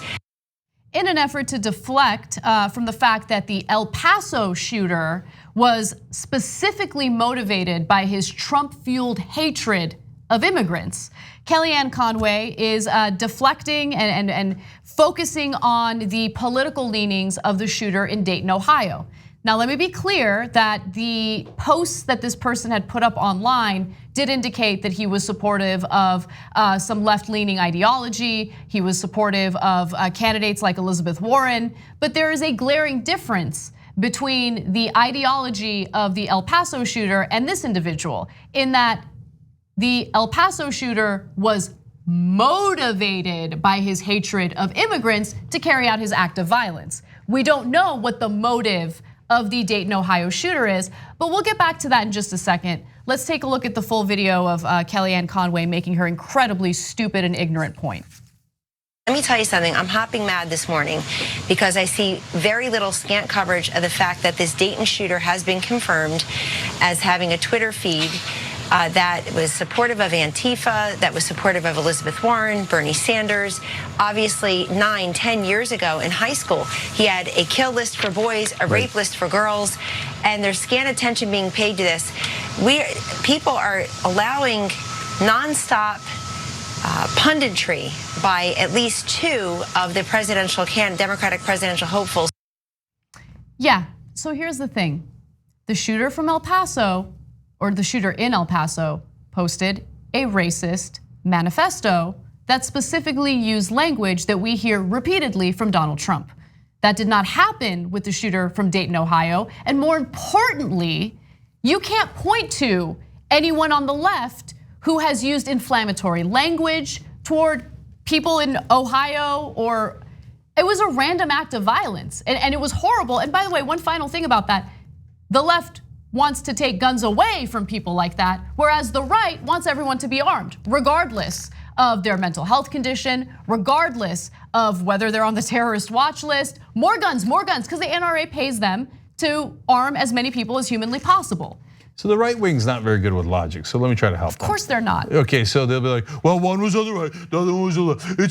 It's even. No, okay, so do you, my favorite part was supporter of Bernie Sanders and Elizabeth Warren. No, it's true, Elizabeth Warren is always going around going, hey, you know what? Oh, those bars that are open at 1 o'clock at night, somebody ought to do something about it. What? The shooting had nothing to do with any of their ideology. The guy shot up like nightlife, a bar at 1 in the morning in Dayton, Ohio. What does that have to do with anything? Let's pick a neutral politician that I neither agree with or disagree with. Well, I disagree with her, but Claire McCaskill, who's a Democrat, right? If the shooter in the Garlic Festival was a Claire McCaskill fan, that's not on McCaskill. Unless McCaskill was like, oh, garlic! Somebody ought to do something about garlic, right? Well, then okay, then you would connect it, but there's no logical connection here. Here, I'll give you another example. The Columbine shooters. And now at the time, Bill Clinton was president. Were they pro-Bill Clinton or anti-Bill Clinton? I don't know. The shooting didn't have anything to do with Bill Clinton. So if they were anti-Bill Clinton, I wouldn't say, aha, the Columbine shooters hated Democrats. No, that shooting had nothing to do with politics at all. They were not egged on by any politicians on the right or the left, right? So what is the motive of the shooting? In this case, the guy shot his sister. He's obviously mentally unbalanced because he had a hit list all the way in high school, etc. So far, the cops have said we don't know what his motivation is, as opposed to El Paso, where the cops said it was domestic terrorism. And not only that, they are treating it as a hate crime. Yeah. So and again, these are statements from the cops. This is not political punditry. These are just facts, but they're facts that are incredibly inconvenient for a woman who continues to work for and make excuses for someone who loves white nationalism, white supremacy, and uses, again, incredibly violent and inflammatory language toward disenfranchised groups of people. A person who has continuously put migrants seeking asylum in cages.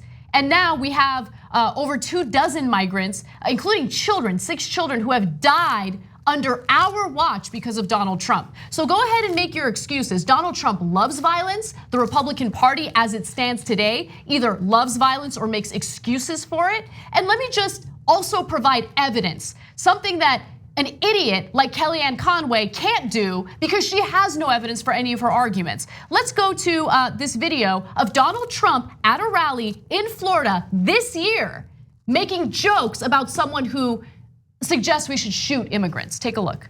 But how do you stop these people? You can't. There's no. That's only in the Panhandle you can get away with that statement. No, apparently it's also in El Paso. Maybe that's not enough evidence for you, Kellyanne Conway. Maybe take a look at this next video so you could understand who you're working for. So if you see somebody getting ready to throw a tomato, knock the crap out of them, would you? Seriously. Okay? Just knock the hell. I promise you, I will pay for the legal fees. I promise. I promise. Get him out of here. What are they doing? You know, in the old days, which isn't so long ago, when we were less politically correct, that kind of stuff wouldn't have happened.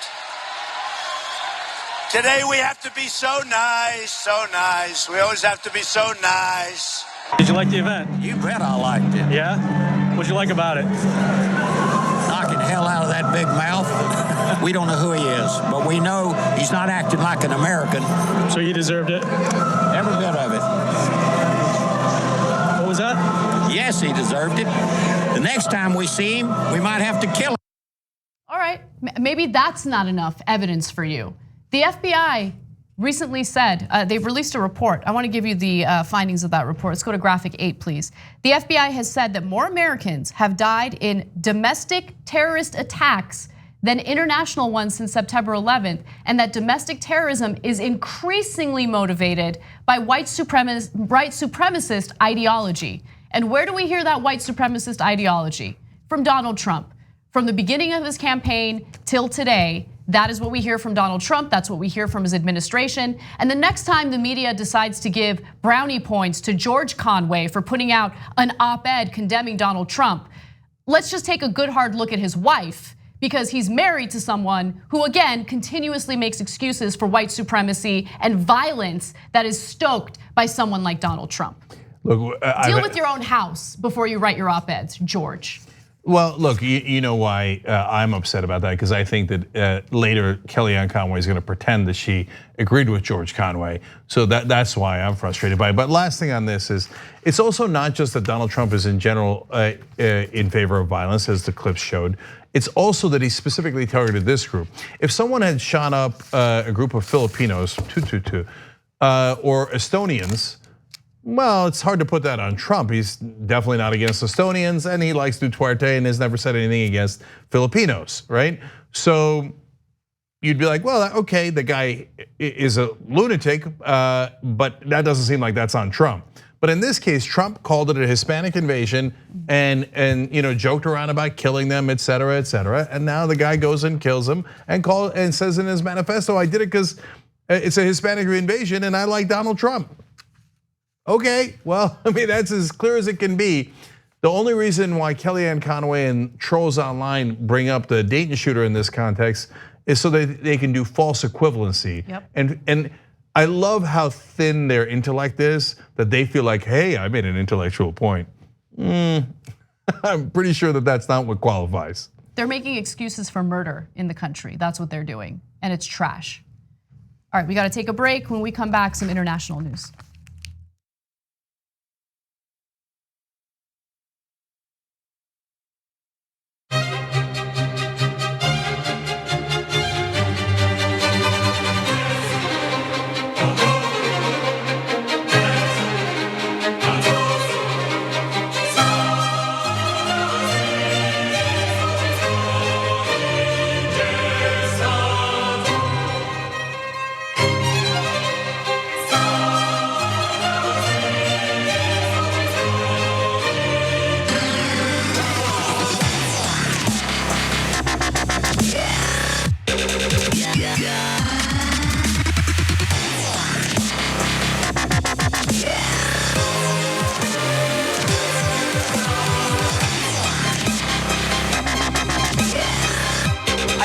Wells Fargo account. I just divested funds from Wells Fargo. I definitely urge you to do the same. Please come divest. Water is life.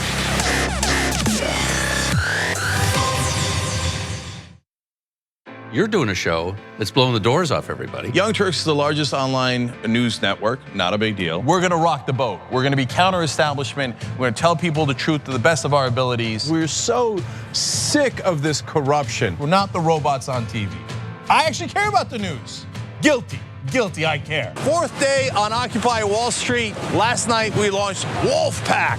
It's us pushing our ideas out there, trying to help the country in every way that we can, trying to make this place just a little bit better. Reporting from the Hillary-Bernie debate, I gotta be honest, you know what we do, we cover it for real. For us, this system isn't working. Free and fair elections. And when he told the cops that day when they came to drag her away, and he said, if you're gonna chain her, you're gonna chain me. If you're gonna arrest her, you're gonna arrest me.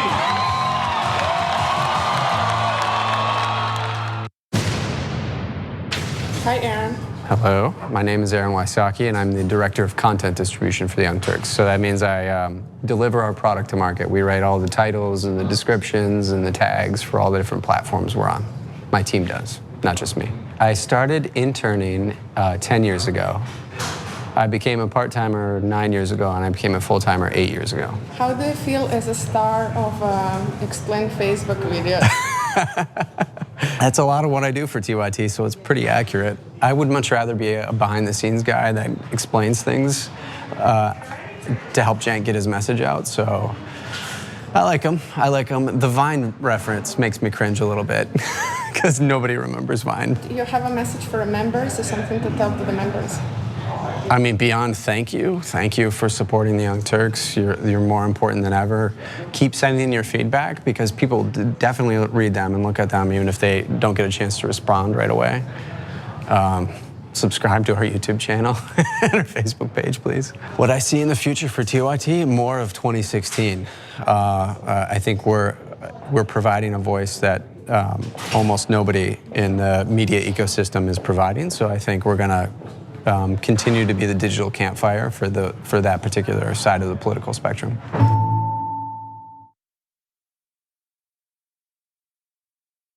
Joe Crowley is congressman from New York. He's very powerful, arguably one of the top Democrats in the House. But there's someone finally challenging him, Alexandria Ocasio-Cortez. The election is today. If she wins, David beats Goliath. Alexandria Ocasio-Cortez has defeated Joe Crowley. You made that happen. You're David. You just beat Goliath tonight. 2018 is a warm-up act. Wait till you get a load of 2020.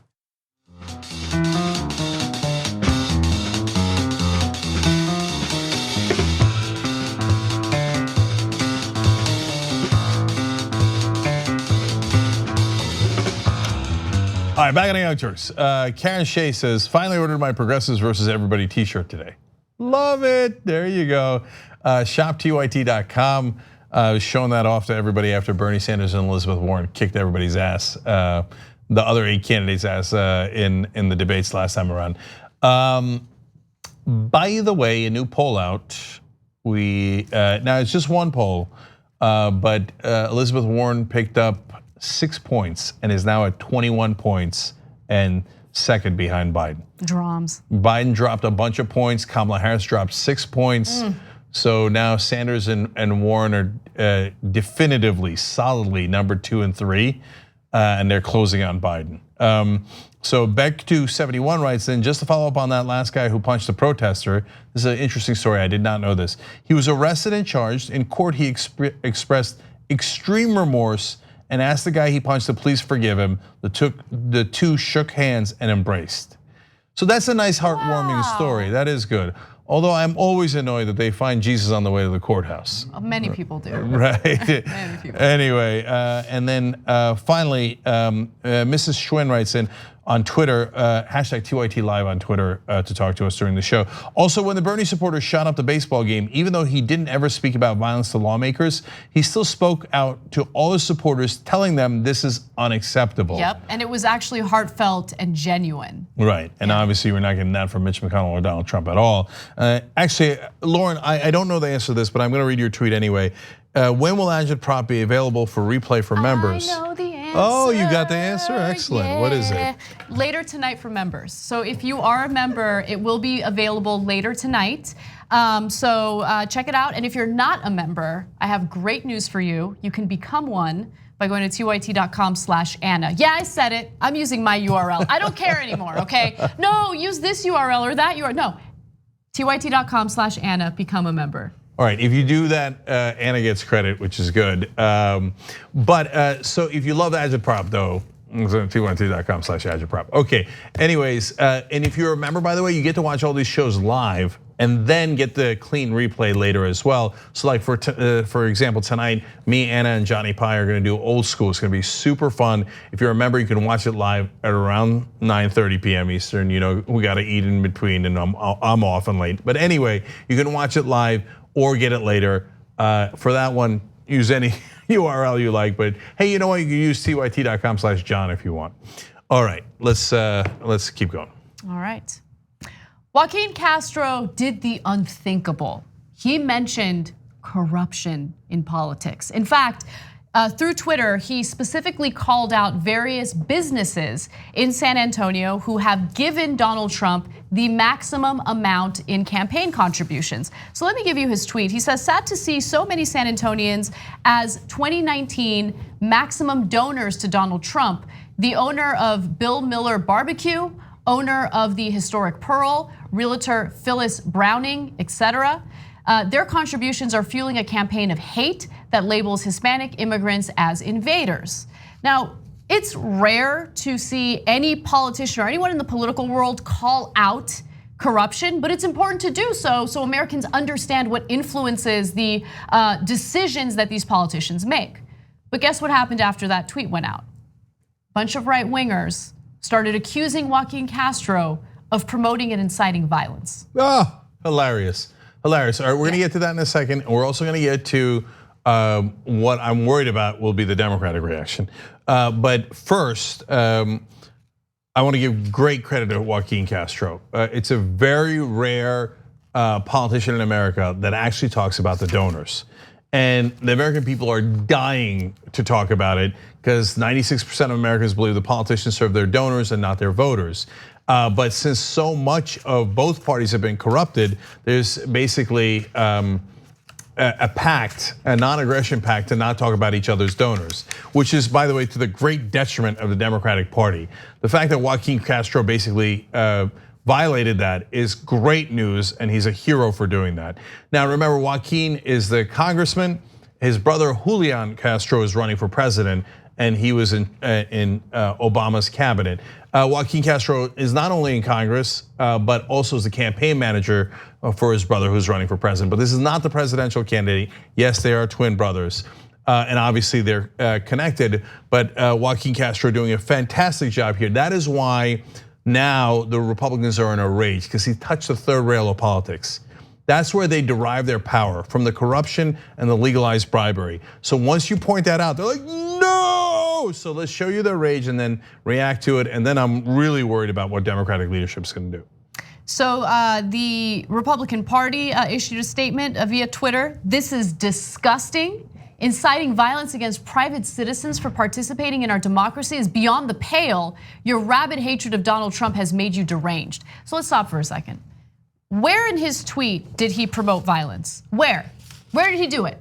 He decided to shine a light on the corruption in the country. Let's read his tweet again. Sad to see so many San Antonians as 2019 maximum donors to Donald Trump.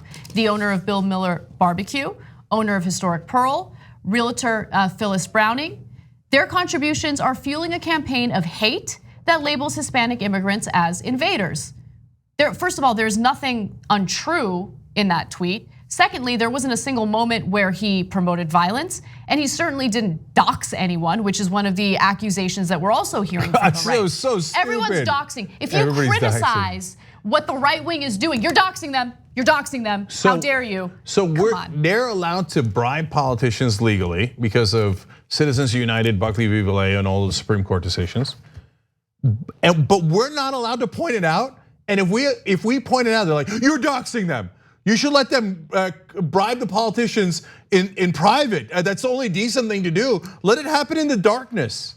So is opensecrets.org, which is a great website, and you guys should always go to it when you want to understand what's influencing politicians. Is opensecrets.org, which tells you about campaign contributions to politicians, is that a doxing site? Is that the whole point of? I guarantee you. How stupid is that? First of all, this is public information. But the issue here is that you have a member of Congress who is tweeting about it and drawing attention to it. And they don't like that. They don't like the fact that they're getting called out on what they're funding, right? And they also don't want to lose that donor money because this is embarrassing. Of course. This is embarrassing for business owners. If this is what you're funding, people might not want to shop at your business or use your services or anything like that. And it might shame them from continuing these types of contributions. So when Donald Trump and the Republican Party call Latinos invaders and say it's an invasion, and the El Paso shooter quotes that in his manifesto before he goes and kills all those people, that's not a problem. But if Joaquin Castro points out, you guys are enabling the language calling Latinos invaders, they go, oh, now you're endangering us. You're endangering us because you pointed out our racism and that we put money behind our racism. No, that's not a call for violence. It's a call for you to stop the violence on your side. Stop using language that leads to violence. So now if you try to stop violence, somehow you're perpetrating violence. None of it makes any sense. It's just that they're like, red alert, he touched the donors. He mentioned the donors, everybody panic. Because that is their source of power. Look, I'm sure Joaquin Castro is dealing with all sorts of harassment by the right wing right now. We need to show him support for what he did. Yes. We need to reinforce this type of behavior because this is what leads to systemic change in America. If you don't get the money out of politics, you don't accomplish anything. It's impossible to accomplish anything when the corporations in this country have more say than the actual voters. We need to get the money out. What Joaquin Castro is doing here is awesome, and it should be reinforced with our positivity and our compliments. Now, let me give you, in my opinion, the funniest tweet and the most ironic tweet coming from Dana Lash, who's a longtime NRA spokesperson, and she has put out numerous fear-mongering videos in order to promote more gun sales.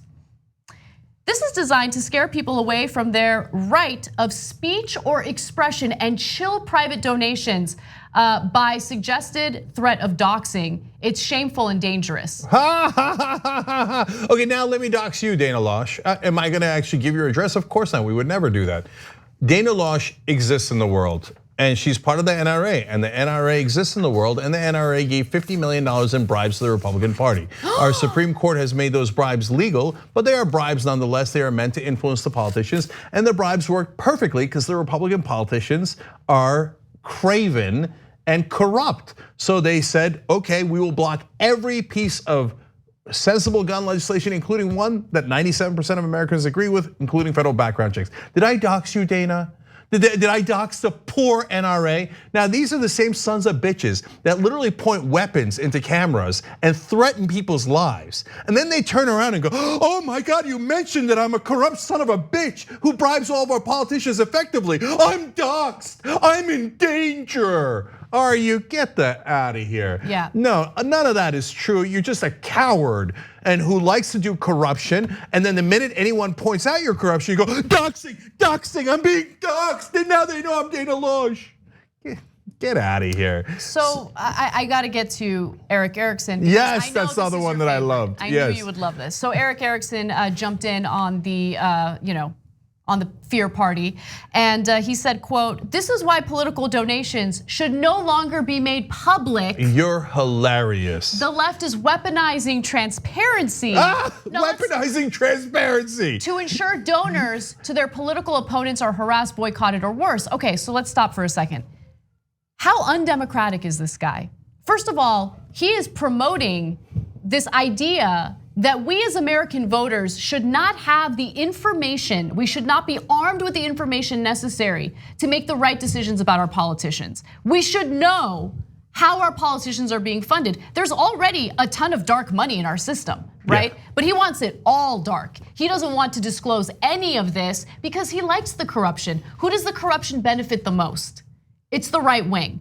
That's not to say Democrats are not corrupt. I mean, we've done so many stories about corporate corruption when it comes to the Democrats, but Republicans are certainly more corrupt, especially on issues that have to do with gun laws and regulations. So let me talk about what a joke Eric Erickson is. So he criticizes Trump from time to time, but you think Trump's the problem? Yes, Trump's a huge problem, but the entire Republican Party is the problem. 100% of the Republican Party takes these donations, and does exactly what their donors want. And Eric Erickson loves it, and then he pretends to be a populist.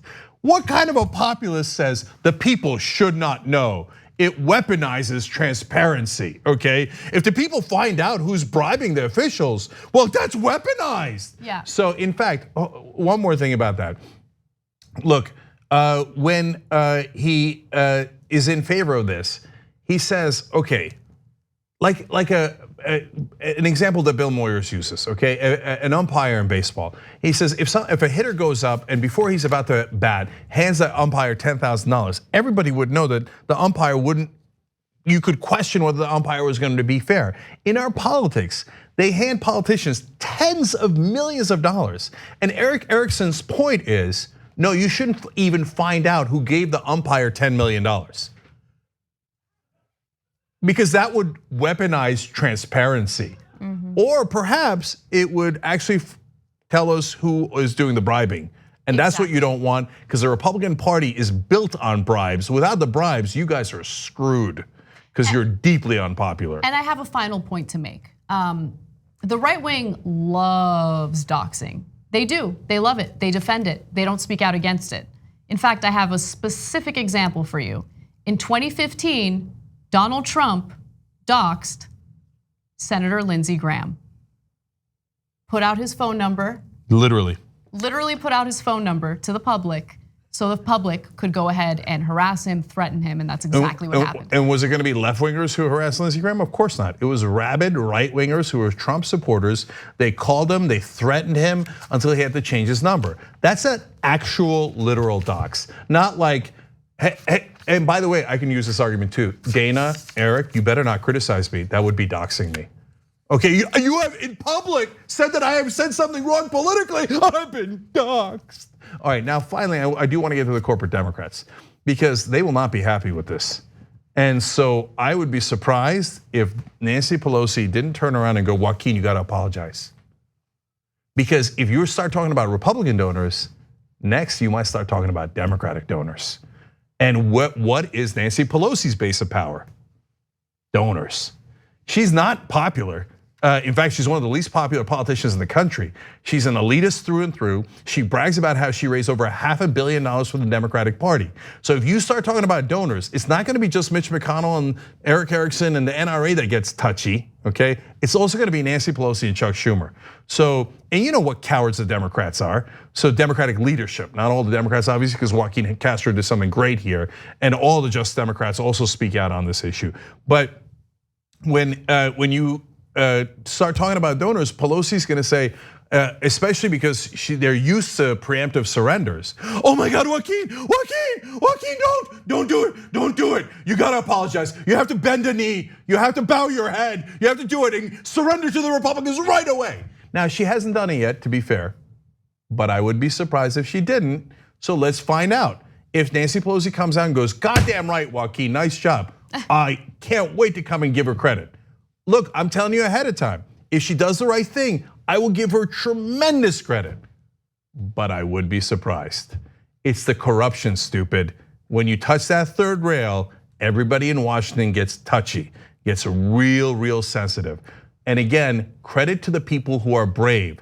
Everyone should be super supportive of Joaquin Castro because he finally touched that third rail we've all been dying to talk about and to fight back against. So great job, Representative Castro. Thank you for representing us. When we come back from the break, I promise we will do some international news, including updates on protests in Hong Kong.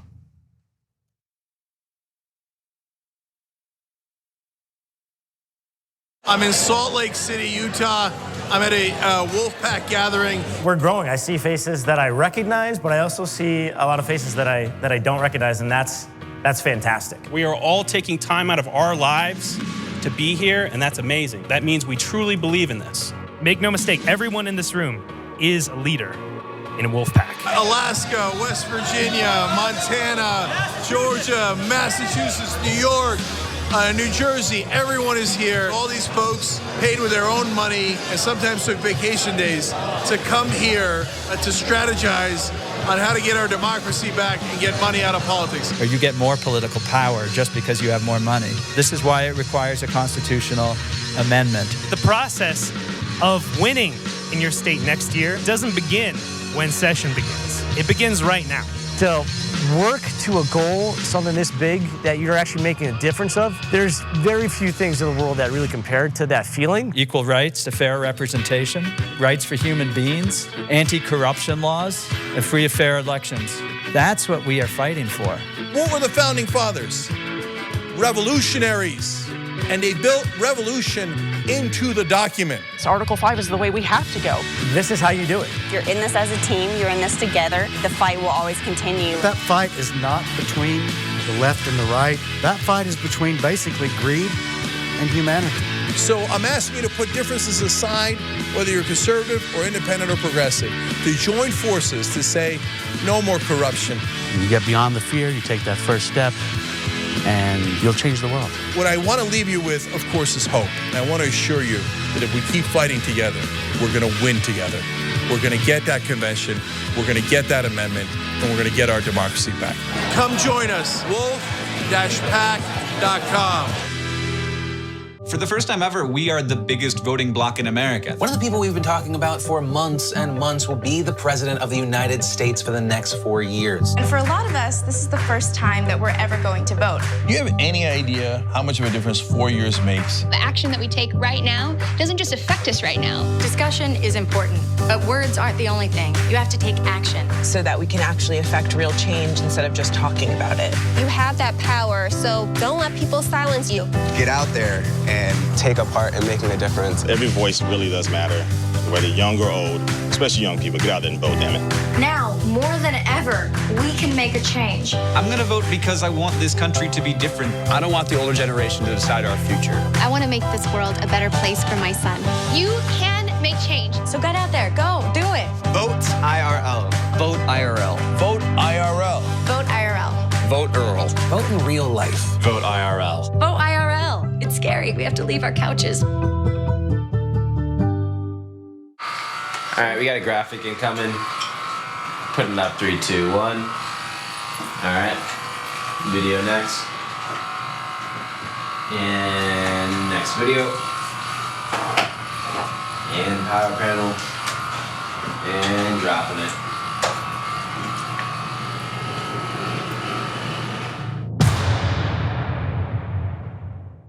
My name is Carlos Hernandez. I am the valet parking for this small parking lot. I work for TYTs and they coming to this lot over 4 years. I know two more famous person, Bernie Sanders, the former Vice President Al Gore, and too many other guys. I'm so happy to cooperate with TYT.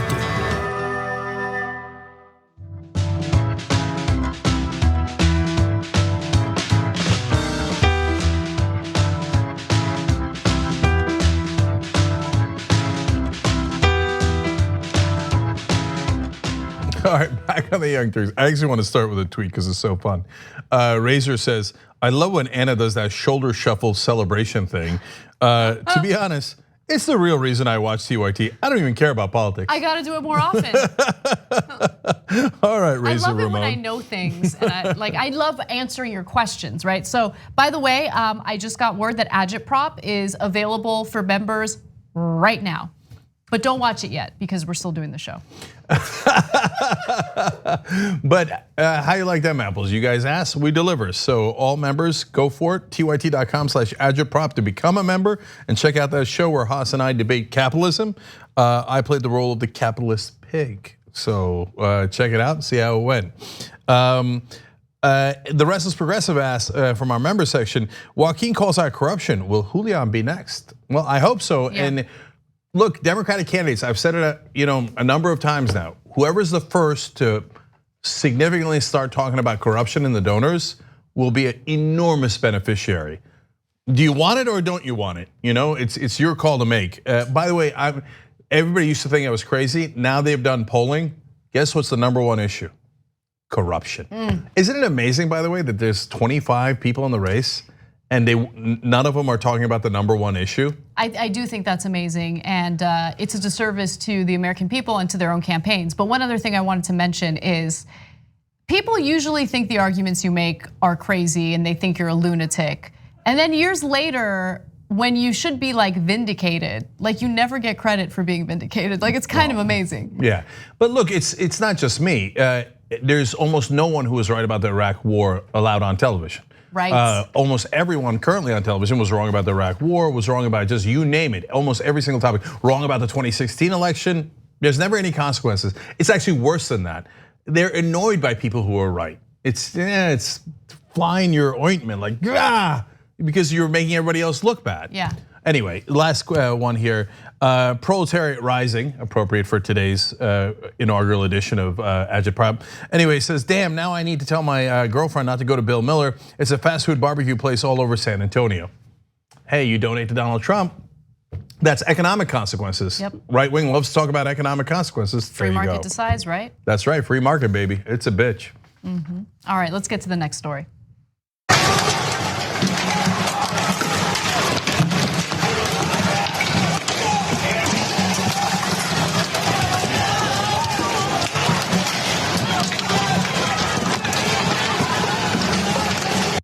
Protests in Hong Kong have become increasingly violent as police continue to fire tear gas and rubber bullets at these demonstrators.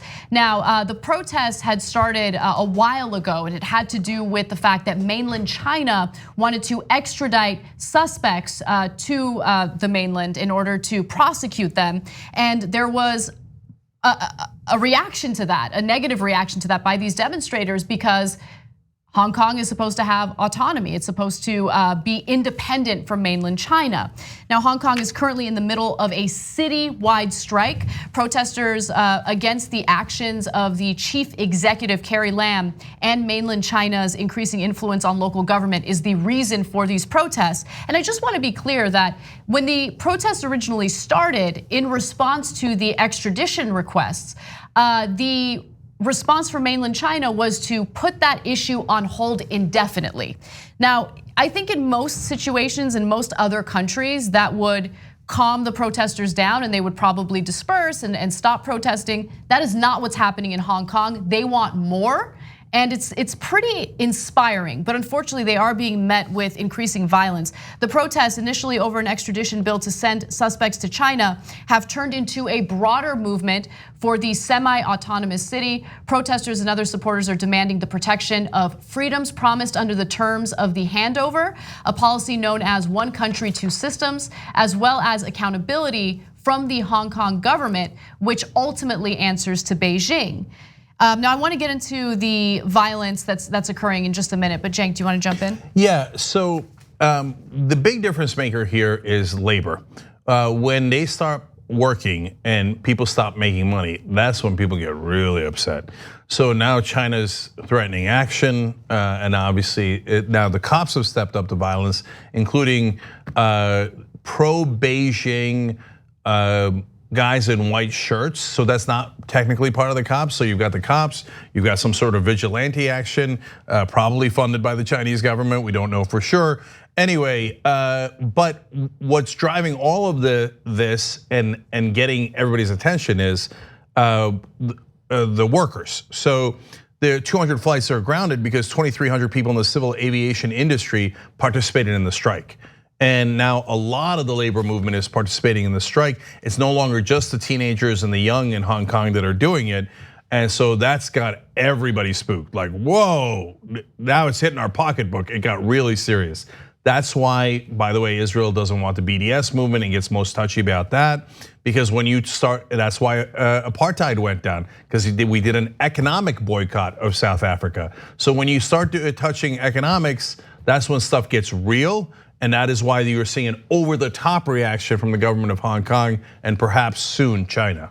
So let's talk a little bit about the violence. When we initially covered the protests, when they broke out in response to mainland China's extradition demands, there was notable violence by police toward these demonstrators, even to the point where you'd see demonstrators on the floor. They're not posing any threat or any harm, and the cops would just gang up and beat up on these demonstrators. The situation hasn't gotten any better in that regard. It's gotten worse. Riot police fired tear gas, rubber bullets, sponge grenades, and pepper spray on protesters in at least 7 locations, including a main area near the government headquarters. Residential neighborhoods were shrouded with clouds of tear gas, and residents were seen yelling at police or hurrying away. What's kind of incredible, as you go through some of the video that's available online of these demonstrators, you'll see elderly people who are part of these demonstrations fighting back against the police. And when I say fighting back, I'm not saying carrying out violence. They're yelling at the police. They're demanding that they stop treating the protesters the way that they are. Okay, I just want to jump in there because there's a lot of talk of violence, and I want to be super clear about this because it is usually said in the headlines and it makes it seem like the protesters are the violent ones. It's almost always the assumption of the media, etc. But in reality, as you see in the videos that we showed you, it's guys in white shirts carrying sticks that start the violence. They're the ones attacking the protesters. And that is very common in protests all across the world, where there'll be agitators that start the violence against the protesters. And if the protesters defend themselves, they'll go, oh my God, can you believe how violent they are? Cops or military come in and kick all their asses, arrest all of them, and commit great violence against them. So now the cops have fired over 1,000 rounds of tear gas and arrested 420 people. Then they say vague words like 15 police stations were surrounded. Surrounded sounds like they're in imminent danger. Yeah, there was protests around police stations. Now there was fires in apparently 2 of them, right? Outside. But they don't say who started the fires. You know what could start a fire? A tear gas canister. So, and as you saw from the video there, the protesters are incredibly ingenious. They have a way of putting out the tear gas canisters. They're not the ones firing them. They're on the receiving end of them. It seems to be, based on the tape, either vigilante, right-wing, pro-Chinese government that's doing the violence, or the cops that are doing the violence. So police from mainland China are reporting hundreds of arrests, and they are taking punitive measures outside of beating up on these protesters. They're taking punitive measures through their so-called justice system. Hong Kong police said that they've arrested 568 demonstrators aged 13 to 76 since June and charged them with a variety of crimes, including rioting, which can carry a sentence of up to 10 years in prison. So look, what I want to spend a little bit of time discussing is what we can learn from the demonstrations we're seeing in Hong Kong. Because what's incredible to me is how you have this unity and this solidarity, and you have this giant group of people rising up and saying, no, no, no. Putting this extradition request on hold indefinitely is not good enough. We're not happy with Carrie Lam. We're not happy with where we're at right now. We want more. We want to protect our semi-autonomous state or city. And so I love the fact that they're fighting back. There's something incredibly inspiring about that. And lately with everything that's been happening in the country, in our country, I'm wondering what it takes to get Americans to become active, politically active. I'm not calling for any type of violence. I'm not calling for anything that would get anyone hurt. But I do think that, there needs to come a point where we come together, put our small differences aside, and fight back against what we're seeing in this administration. So that's a great lead into a quote that I want to read you from Janice Lau, who's a 38-year-old teacher who participated in the protests. The government started getting really surprised when middle-aged people started joining the young protesters and workers. By the way, to give you more details on that, hundreds of thousands of workers in Hong Kong protested, and it's not a very large island, and went on strike and joined the protests, including Hong Kong Disneyland workers. So things were real. Damn. But Janice Lau said, these days people are more afraid when the police appear than when protesters appear. Janice, we feel your pain. It's the same thing here in America, unfortunately. A lot of times the police are used to commit the violence and then justify even more state violence. In fact, that leads back to Carrie Lam, who's the chief executive of Hong Kong, saying this has become unsafe and unstable, so we'll have to take action. Well, exactly. You're the one who made it unsafe and unstable. We saw them be peaceful protests for months on end, and now the Chinese are getting even worse. From the mainland, the spokesperson says it's a very small group of unscrupulous and violent criminals and dirty forces behind them. We've seen that here in America too. Anyone who disagrees with the government is immediately called a terrorist or an outside force. Erdogan uses that, and Russia uses that also all the time. It's outside forces, and in fact, they said, and then they follow up with, those who play with fire will perish by it. Now that's a very strong warning from the Chinese military, basically, right? So the reality is they start the violence so that they can escalate the violence. These are wonderful democratic protesters. We're with you all across the world. Okay, we gotta go. I got a great set of guests coming up for you, although one of them is for the birds. Whoa, find that right after we come back.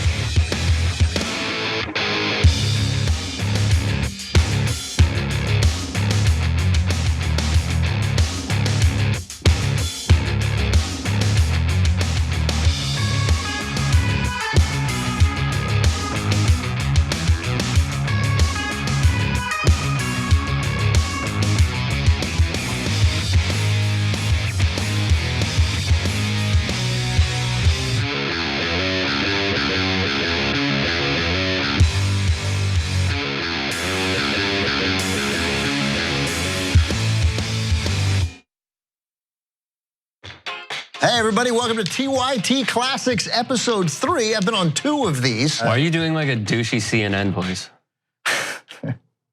This has been fun. Good night, everybody. All right, see ya. Why do I have a giant smile on my face the whole time? You're enjoying your I'm life. So excited. I'm like, all right, so I really don't give about this. I like to think that I'm a good person, but it's possible I've been a terrible person in the past, and I would like to earnestly go back and see if certain things I have said in the past have aged well. This video where you decided to call your boss a dick on like your 4th day at work. But see, this is exactly what TYT Classics is about. Can I just remind you that he started this video saying he's worried that what he used to say would get him in trouble. The great thing about this is I have no memory of it. Of course. None. I barely remember how I got here. And as soon as I said intellectual courage, I thought, oh, that's good. And then literally 3 seconds later, you're like, I don't know what you're talking about. But it's a good turn of phrase. I didn't know what stress was back then. I really didn't. In fact, sometimes I would think to myself, am I really getting paid for this? Where the female is on the bottom and the penis one is on the top. Do you want to try to say that again in a different way? So they're telling people, this is the punchline. Old lady's got some. I can hear the stereotypes coming already. Should I have said it? No. No. You've come a long way. Oh, here we go. When did you leave? When did you leave? Because those were good years. Just saying, you said the title, so you might get Alex Jones and have some things jumping up on your phone. No, I'm not looking at Grandma's butt. I'm not. Pause. All right, we're back. Jesus, oh my God, the kiss I could stand, the sweaty palms. I've never seen a thirstier man in my life. Rick, this was fun. I wish I could say the same. There you go, that's how it's done. Should we end it now? I hope we already did. Do all of you know the Young Turks? An outlet like yourself that are willing to cover this story from the very beginning and that weren't afraid to say, hey, this is something that is legitimate. And this is why what Cenk and the Young Turks are doing is so important. Brent Welder is a very progressive Democrat. He's a just Democrat, in fact, uncorrupted, not going to take big corporate PAC money. When did you start watching the show and when did you become a member? So I've been watching for 10 years, an active viewer, but also more importantly, getting out there with causes like Wolfpack. By the end of our campaign, we had organized about 22,000 individual contributions with an average about $27 a piece. And those initial people were a lot of TYT supporters as well. In looking at the world in a very different way than corporate media does. It takes those early people who believe that can really be the seeds of this movement, and that has been the Young Turks. Thank you, Cenk Uygur of the Young Turks. Thank you to TYT and all the progressives around the country that have our backs. You know, the first and only interviews that we had tonight to be with the Young Turks as well, because you guys have been here from the very beginning, and that's what this night is all about. And I thank Cenk very much for the very good work that he does. Thank you so much for all in this together, and the people are so powerful, and we're gonna get it done. Thank you for your constant support. It's a pleasure to be with rebels. I like that. For all of the help that you've given to the Just Democrats, to Wolfpack, to help fellow progressives, thank you guys, to all the Young Turks members that make it possible.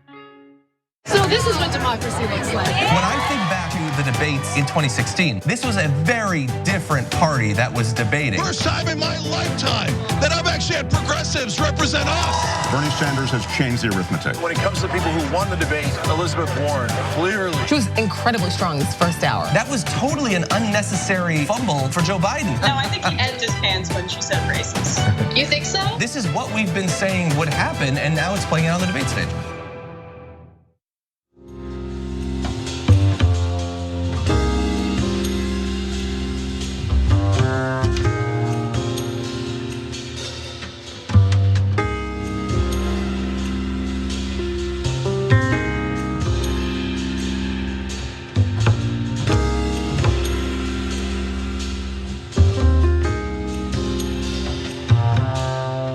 All right, back on the Young Turks. Got some fascinating guests for you guys today. Let's start with the first one. Joining me now is Richard Myron. He's the director of For the Birds. Interesting. Richard, welcome to the program. Thank you for having me. No problem. You spent 5 years following a woman with 200 birds, turkeys, etc. Why? Well, I started out because I was interested in animal rescue and animal rights questions, and I volunteered at an animal sanctuary in upstate New York that rescues animals on a daily basis. And while I was volunteering there, they heard about this woman named Kathy who had about 200 ducks, chickens, geese, and turkeys. It was considered a hoarding situation. It was described to me that way. And so I just happened to be in the right place at the right time. I hopped in the car with one of the rescuers, and we went and met Kathy, and she was super warm and welcoming. She really loved her animals. I just found her to be a really compelling person. And I just saw a little bit of a disconnect between how much she loved these birds and how much the sanctuary was worried about them. And she also lived with her husband, and her husband was overwhelmed by the birds too. So I was just really drawn into this situation, and I had to keep following it. So I started to develop relationships with Kathy and her husband and the sanctuary, and just try to get all the perspectives, and things kept escalating. Well, so Richard, you received a lot of credit for the different perspectives that you put into the movie, and very well received by the critics. So that's why I'm partly fascinated by it. Like, what? Okay, so let's break it down one by one. Sure. I'm going to ask a simplistic question. You get to answer it any way you like. Who was right? Kathy, or no? Is it Kathy her name? Yeah. Or now she's trying to do right. They both come at it from their own perspective. I get that part. Or the people from the animal sanctuary who are also trying to do right by the animals. Who's right?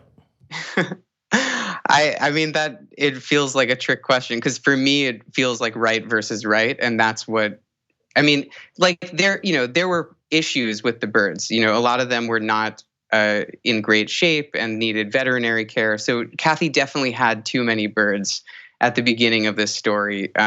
But in terms of her intentions, I felt like everybody had the right intentions, and so that's kind of where the clash comes in for the story. And I try to be empathetic to everybody in the situation, and that was the challenge of making the film too, because everybody, from the media, it became a legal battle, and the media picked it up in this local town, and everybody paints Kathy as a hoarder, and that to me just felt unfair to just cast her as somebody cruel to animals without kind of seeing the layers behind that. So the movie just tries to kind of undo those labels.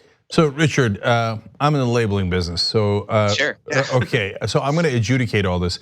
And you got me interested enough to want to watch the movie so I could more thoroughly adjudicate. Okay, but I'm going to do a little bit of it right now. So we're going to get to the husband in a second. Teaser for that. He's totally right. Okay, but we'll get back to him in a sec. But between the animal sanctuary folks and Kathy, I have to ask you a question first. What were the animal sanctuary people, or two questions really, what were they most worried about? So why were they going after Kathy? Like what's the origin and genesis of that? And what did they want to do with the birds instead? Yeah, they were most worried about the overcrowding of the birds because there were certain diseases that were spreading among them. So they wanted the birds to have more space. They wanted the ducks and the geese to have water, which they didn't have a place to swim. And so that was actually the sanctuary's goal. And they had a small pond on their property, and they were connected to other sanctuaries with ponds. But their goal was to give these birds a happy life, a happy long life.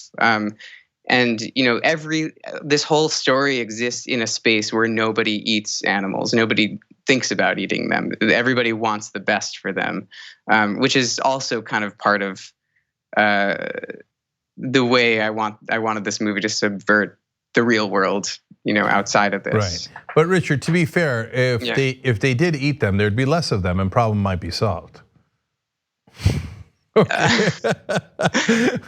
So, all right, I say that as a carnivore, easy for me to say. Okay, but I love coming to conclusions. I still don't have enough information. This is a very good trick you got, Richard, for making everybody watch the movie. Okay.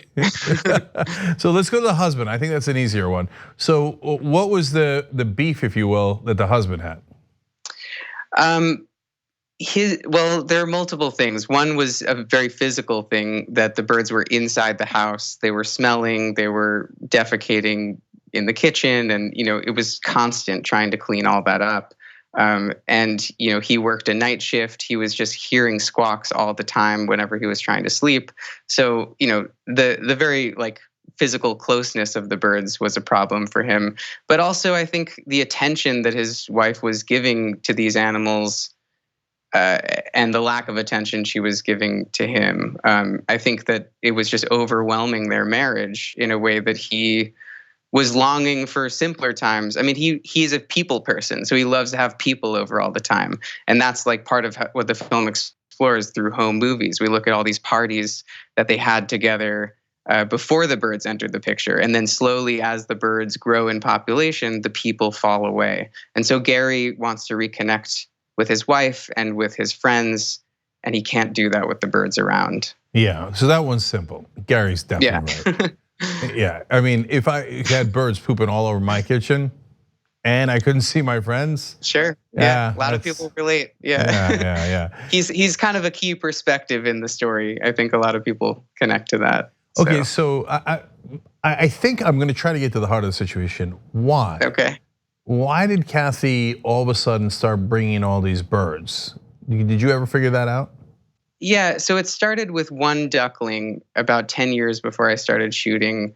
Kathy and Gary were dog and cat people. They had a lot of pets, but this one duckling wandered onto their yard one day and didn't have a mother to care for her. And so they bring in this duckling and they're caring for the duckling. And then Kathy gets the idea that this duckling needs friends.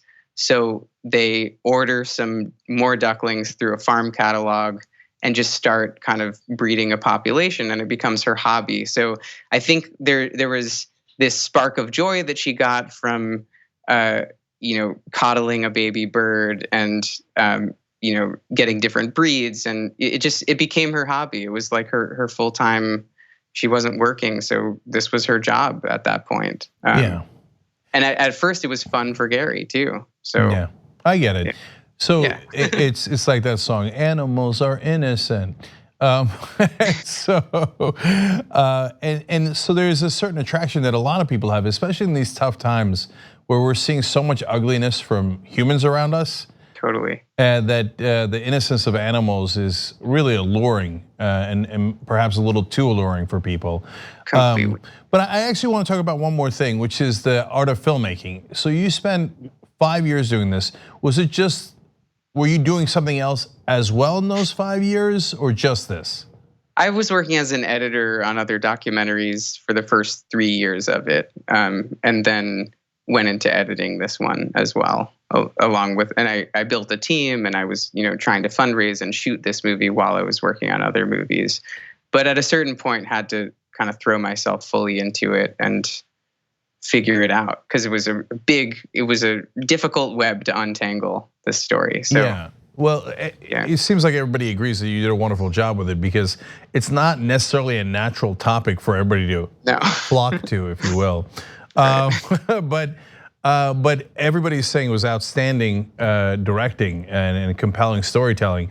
But when you were going in, did you think, look, I've got a certain number of years of my life to be a director, you're a young guy, et cetera, but I'm gonna spend 5 of them on this lady with the 200 birds?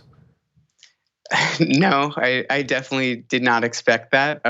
It really, the story kept escalating in ways that surprised me, and that's what kept me going. There's like a lot of twists and turns that happen even after there's a trial by jury. That's, I'm not really spoiling things here, but like after the trial by jury, there's even more that happens in Kathy and Gary's relationship, and these sort of bigger life lessons about family and love and care that was so deeply compelling to me and my team that we just had to keep going, and we had to tell the story right. Right. So, well, as my daughter would say, don't spoil the beans. I won't. Yeah. Okay. We got to save the beans for the birds. Okay. But all right, one last thing then. What do you think about working on next? I imagine you're going to want to, spread your wings a little bit. Yeah, I'm starting to write a comedy series just for a breath of fresh air. I'm interested in making a sports documentary as well. And then there's, I think, a little bit more unfinished business in the animal rights sphere that I want to tackle. Okay, so that's interesting. You're not totally flying the coop. No. Okay, all right, Richard Meyer, and everybody check out forthebirdsdocumentary.com if you want more information, forthebirdsdocumentary.com. Thank you for joining us for a fun conversation. We appreciate it. Yeah, thank you so much for having me. Oh, no problem. All right, we're gonna take a quick break, guys, and when we come back, a little change of pace. Can we actually rehabilitate prisoners in this country? And if someone murders someone when they're a teenager, should they lose their freedom for the rest of their lives? It's a really interesting, hard question. Let's tackle it when we come back.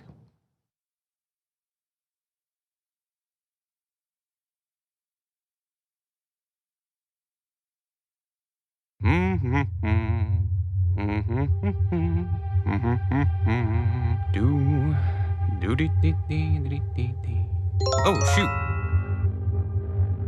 I need some fresh shirts. Okay. Let's see. New arrivals. What's new? This is amazing. What?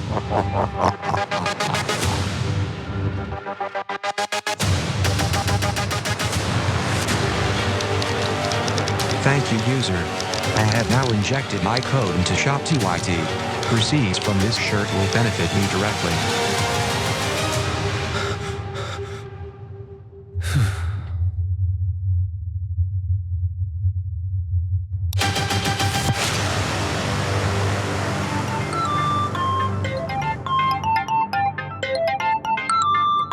When you were growing up, what did you want to be? I think I was starting to think I don't want to do one thing, and I did live up to that. Well, mission accomplished then, because Dave was a geologist. Yeah. And now he's, helped found the Young Turks. Even within TYT, you've done a lot of different things. Yeah. So if you want to do different things, you nailed it. All right, last story to end on is a Dave story. Whenever there was something like obvious, glaring, he would go up and ask them about it. Like, it'd be like a giant church, right? And somebody's standing in front of it. The usual Dave go, pull up right in front of him. Be like, hey, do you know where there's a church around here? And they're like, right here. It's right here. Practical jokes. Spice up life a little. Welcome to Breaking News with Brett Ehrlich. I'm Brett Ehrlich, and this is Breaking News with Brett Ehrlich. The Trump administration, Trump mandated Trump, that Trump, every Trump, other Trump, word Trump, be Trump, Trump. What's up, everyone? Welcome back to No Filter. Hey guys, welcome back to No Filter. Do you guys like that intro music? I hope you enjoyed that CSI-like intro music that brought you into the program today. I don't know how to describe it. It's the People's Court type of music. All right, with that said, let's get to the news. Last Thursday, an employee at the store called 911 to report that the men were trespassing because they hadn't purchased anything. What? That is one of the most insane arguments I've heard. Trump's administration would like to protect the big banks and assist them in screwing you over. We should have a government that protects us. Yeah, I'm putting you on blast. Now, with that said, I want to move on to another injustice in the country, and that has to do with CEO pay. Teachers in several red states are making headlines protesting the fact that their districts have been severely underfunded. They haven't received raises in years, sometimes decades. Damn, keeping it 100.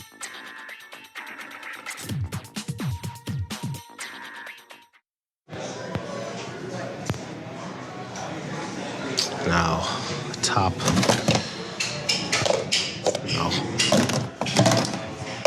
No.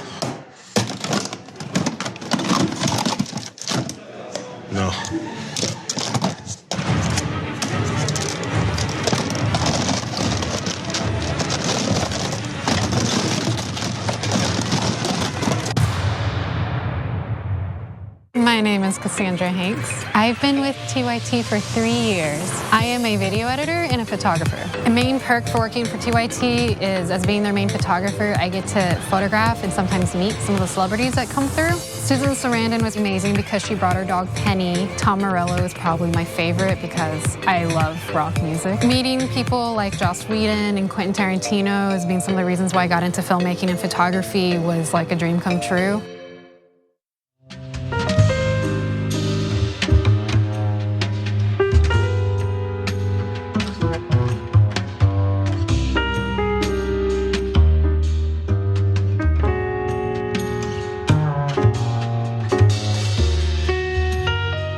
All right, back on the Young Turks. Joining me now is James Garbarino. He's the author of Miller's Children, Why Giving Teenagers a Second Chance Matters for All of Us. James, welcome to the Young Turks. Thank you. So, James, why Miller's Children? What does that mean? Well, in 2012, the US Supreme Court issued a ruling in a case called Miller versus Alabama, in which they said that it was unconstitutional to give teenagers who committed murder mandatory life without parole sentences. And this led eventually to thousands of guys all around the country getting a chance at a resentencing hearing. And as a psychological expert witness, I've been working on murder cases for almost 30 years, and now I've taken on a lot of these cases. So Miller's Children, the book, is based on the first 50 cases I worked on. Oh, that's really interesting. So are some of those guys out now? Some are, and they've done very well. Many of them 10, 20, 15, 25 years after committing a murder get one of these resentencing hearings. It depends a lot on what state you're in. In Florida, for example, judges are simply reimposing life without parole in the majority of cases. In other states like Pennsylvania, only about 5% of the time are they reimposing life without parole. So it really depends a lot on where you committed your crime, where you're incarcerated. But some are, and many will be in the coming years, because often they, after 20 years, they're given a 25-year sentence or a 30-year sentence, and so they now have a possible release date. When they went in as a teenager, they thought they would die in prison. That's interesting. So I know you're an advocate of rehabilitation, and I want to talk about that in a minute. But I'm also curious about the people who can't be rehabilitated, and how you can tell the difference.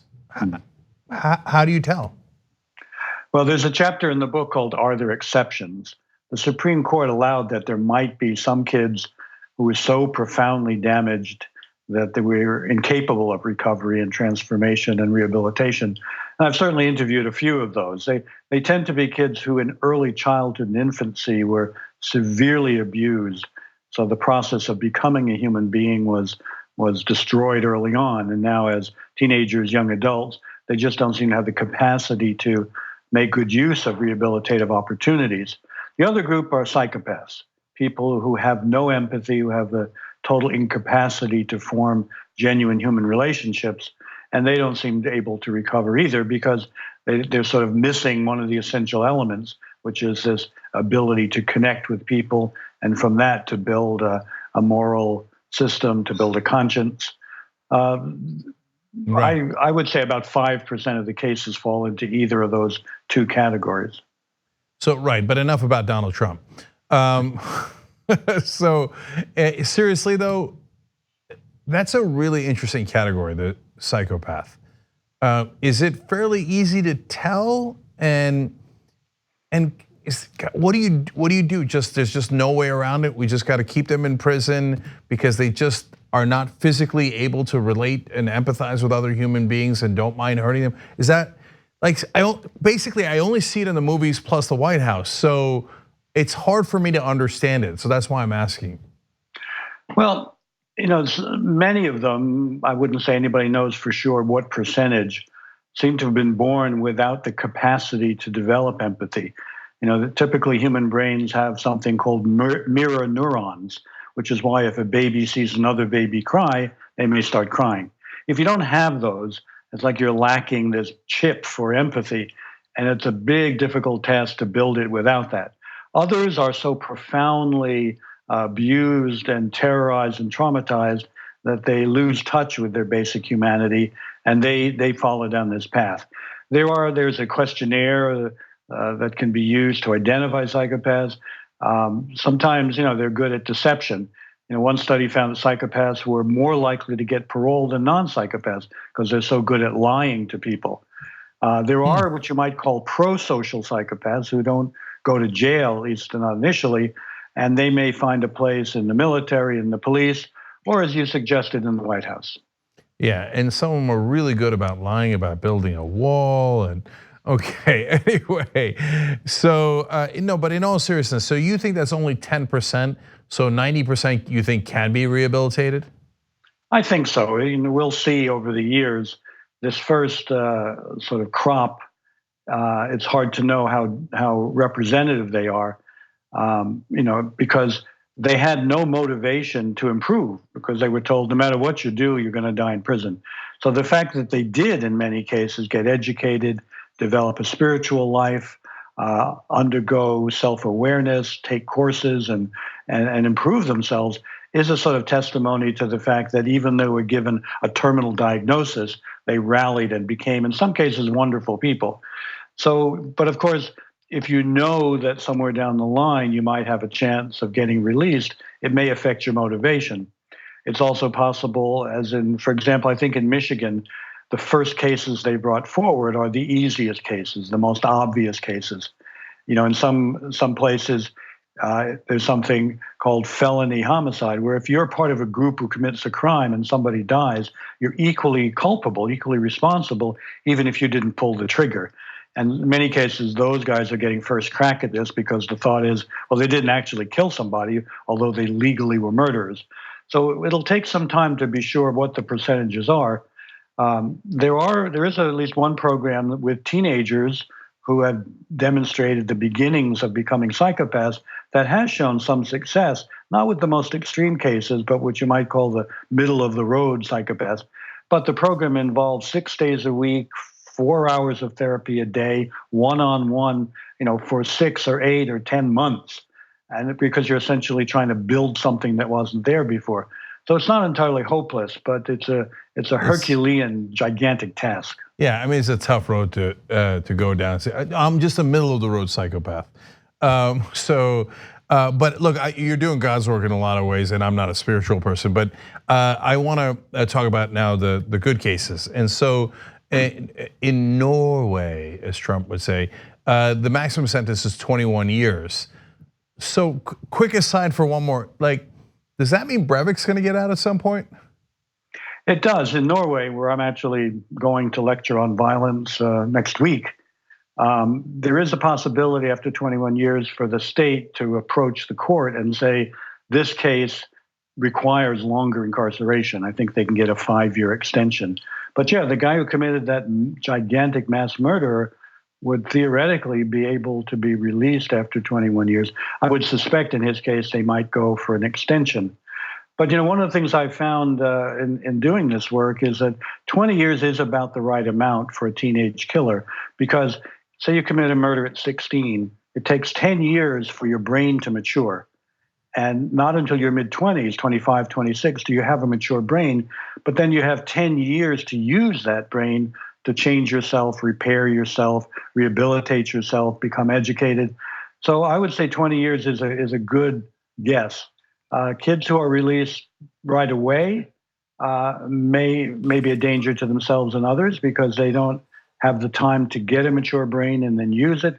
But past 20 years, rarely is it useful from the point of view of rehabilitation and transformation. So, Dr. Garbarino, explain to me a little bit what you mean by their brains are not fully developed. What happens between the age of roughly 16 to 26 to the human brain that helps it develop?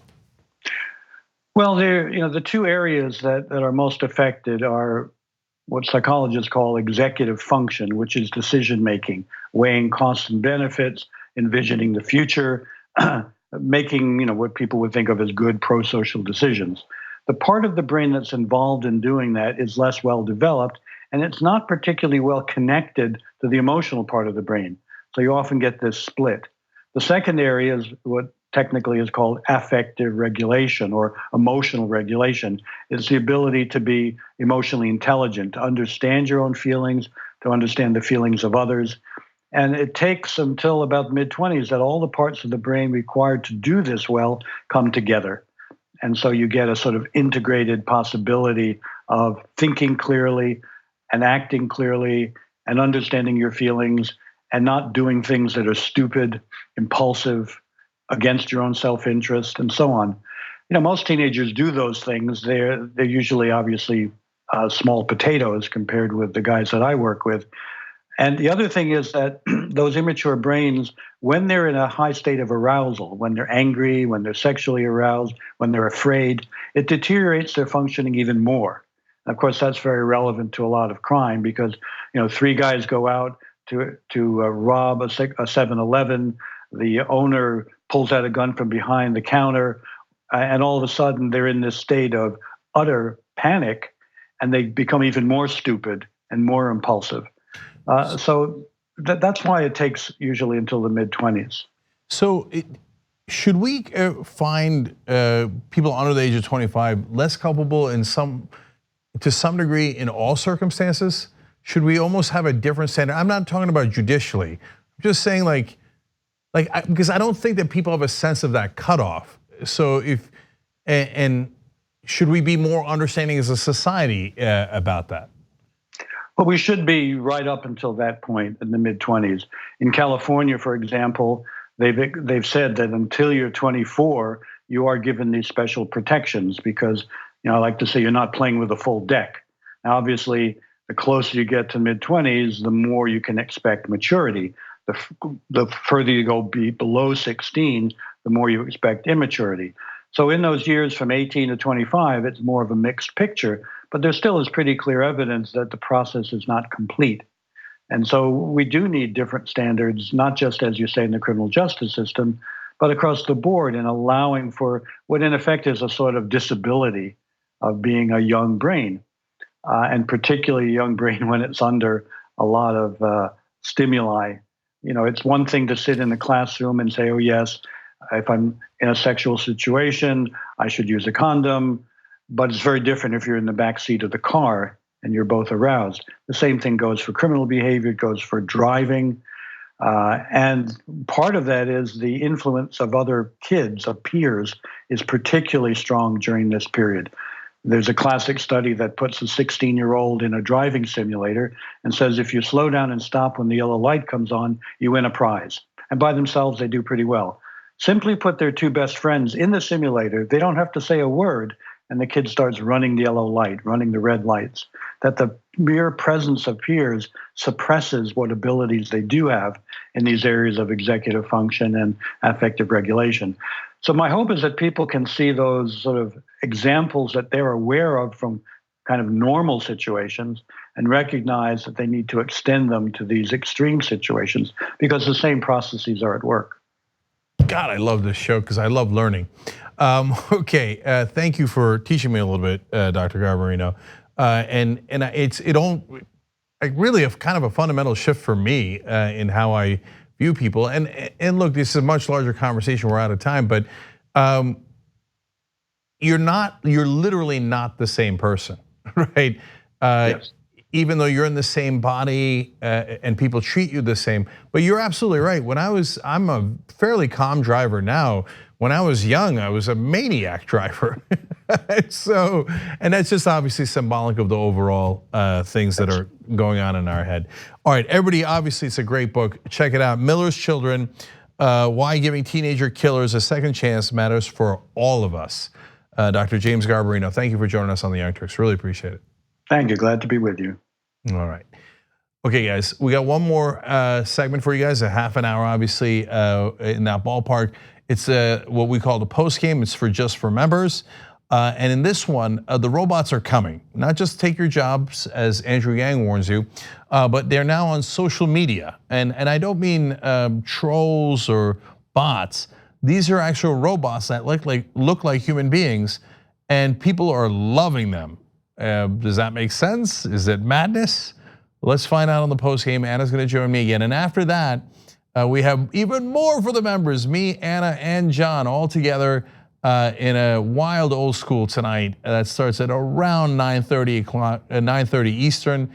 So in order to enjoy all that, tyt.com/join to become a member. Thank you. We'll see you in a minute.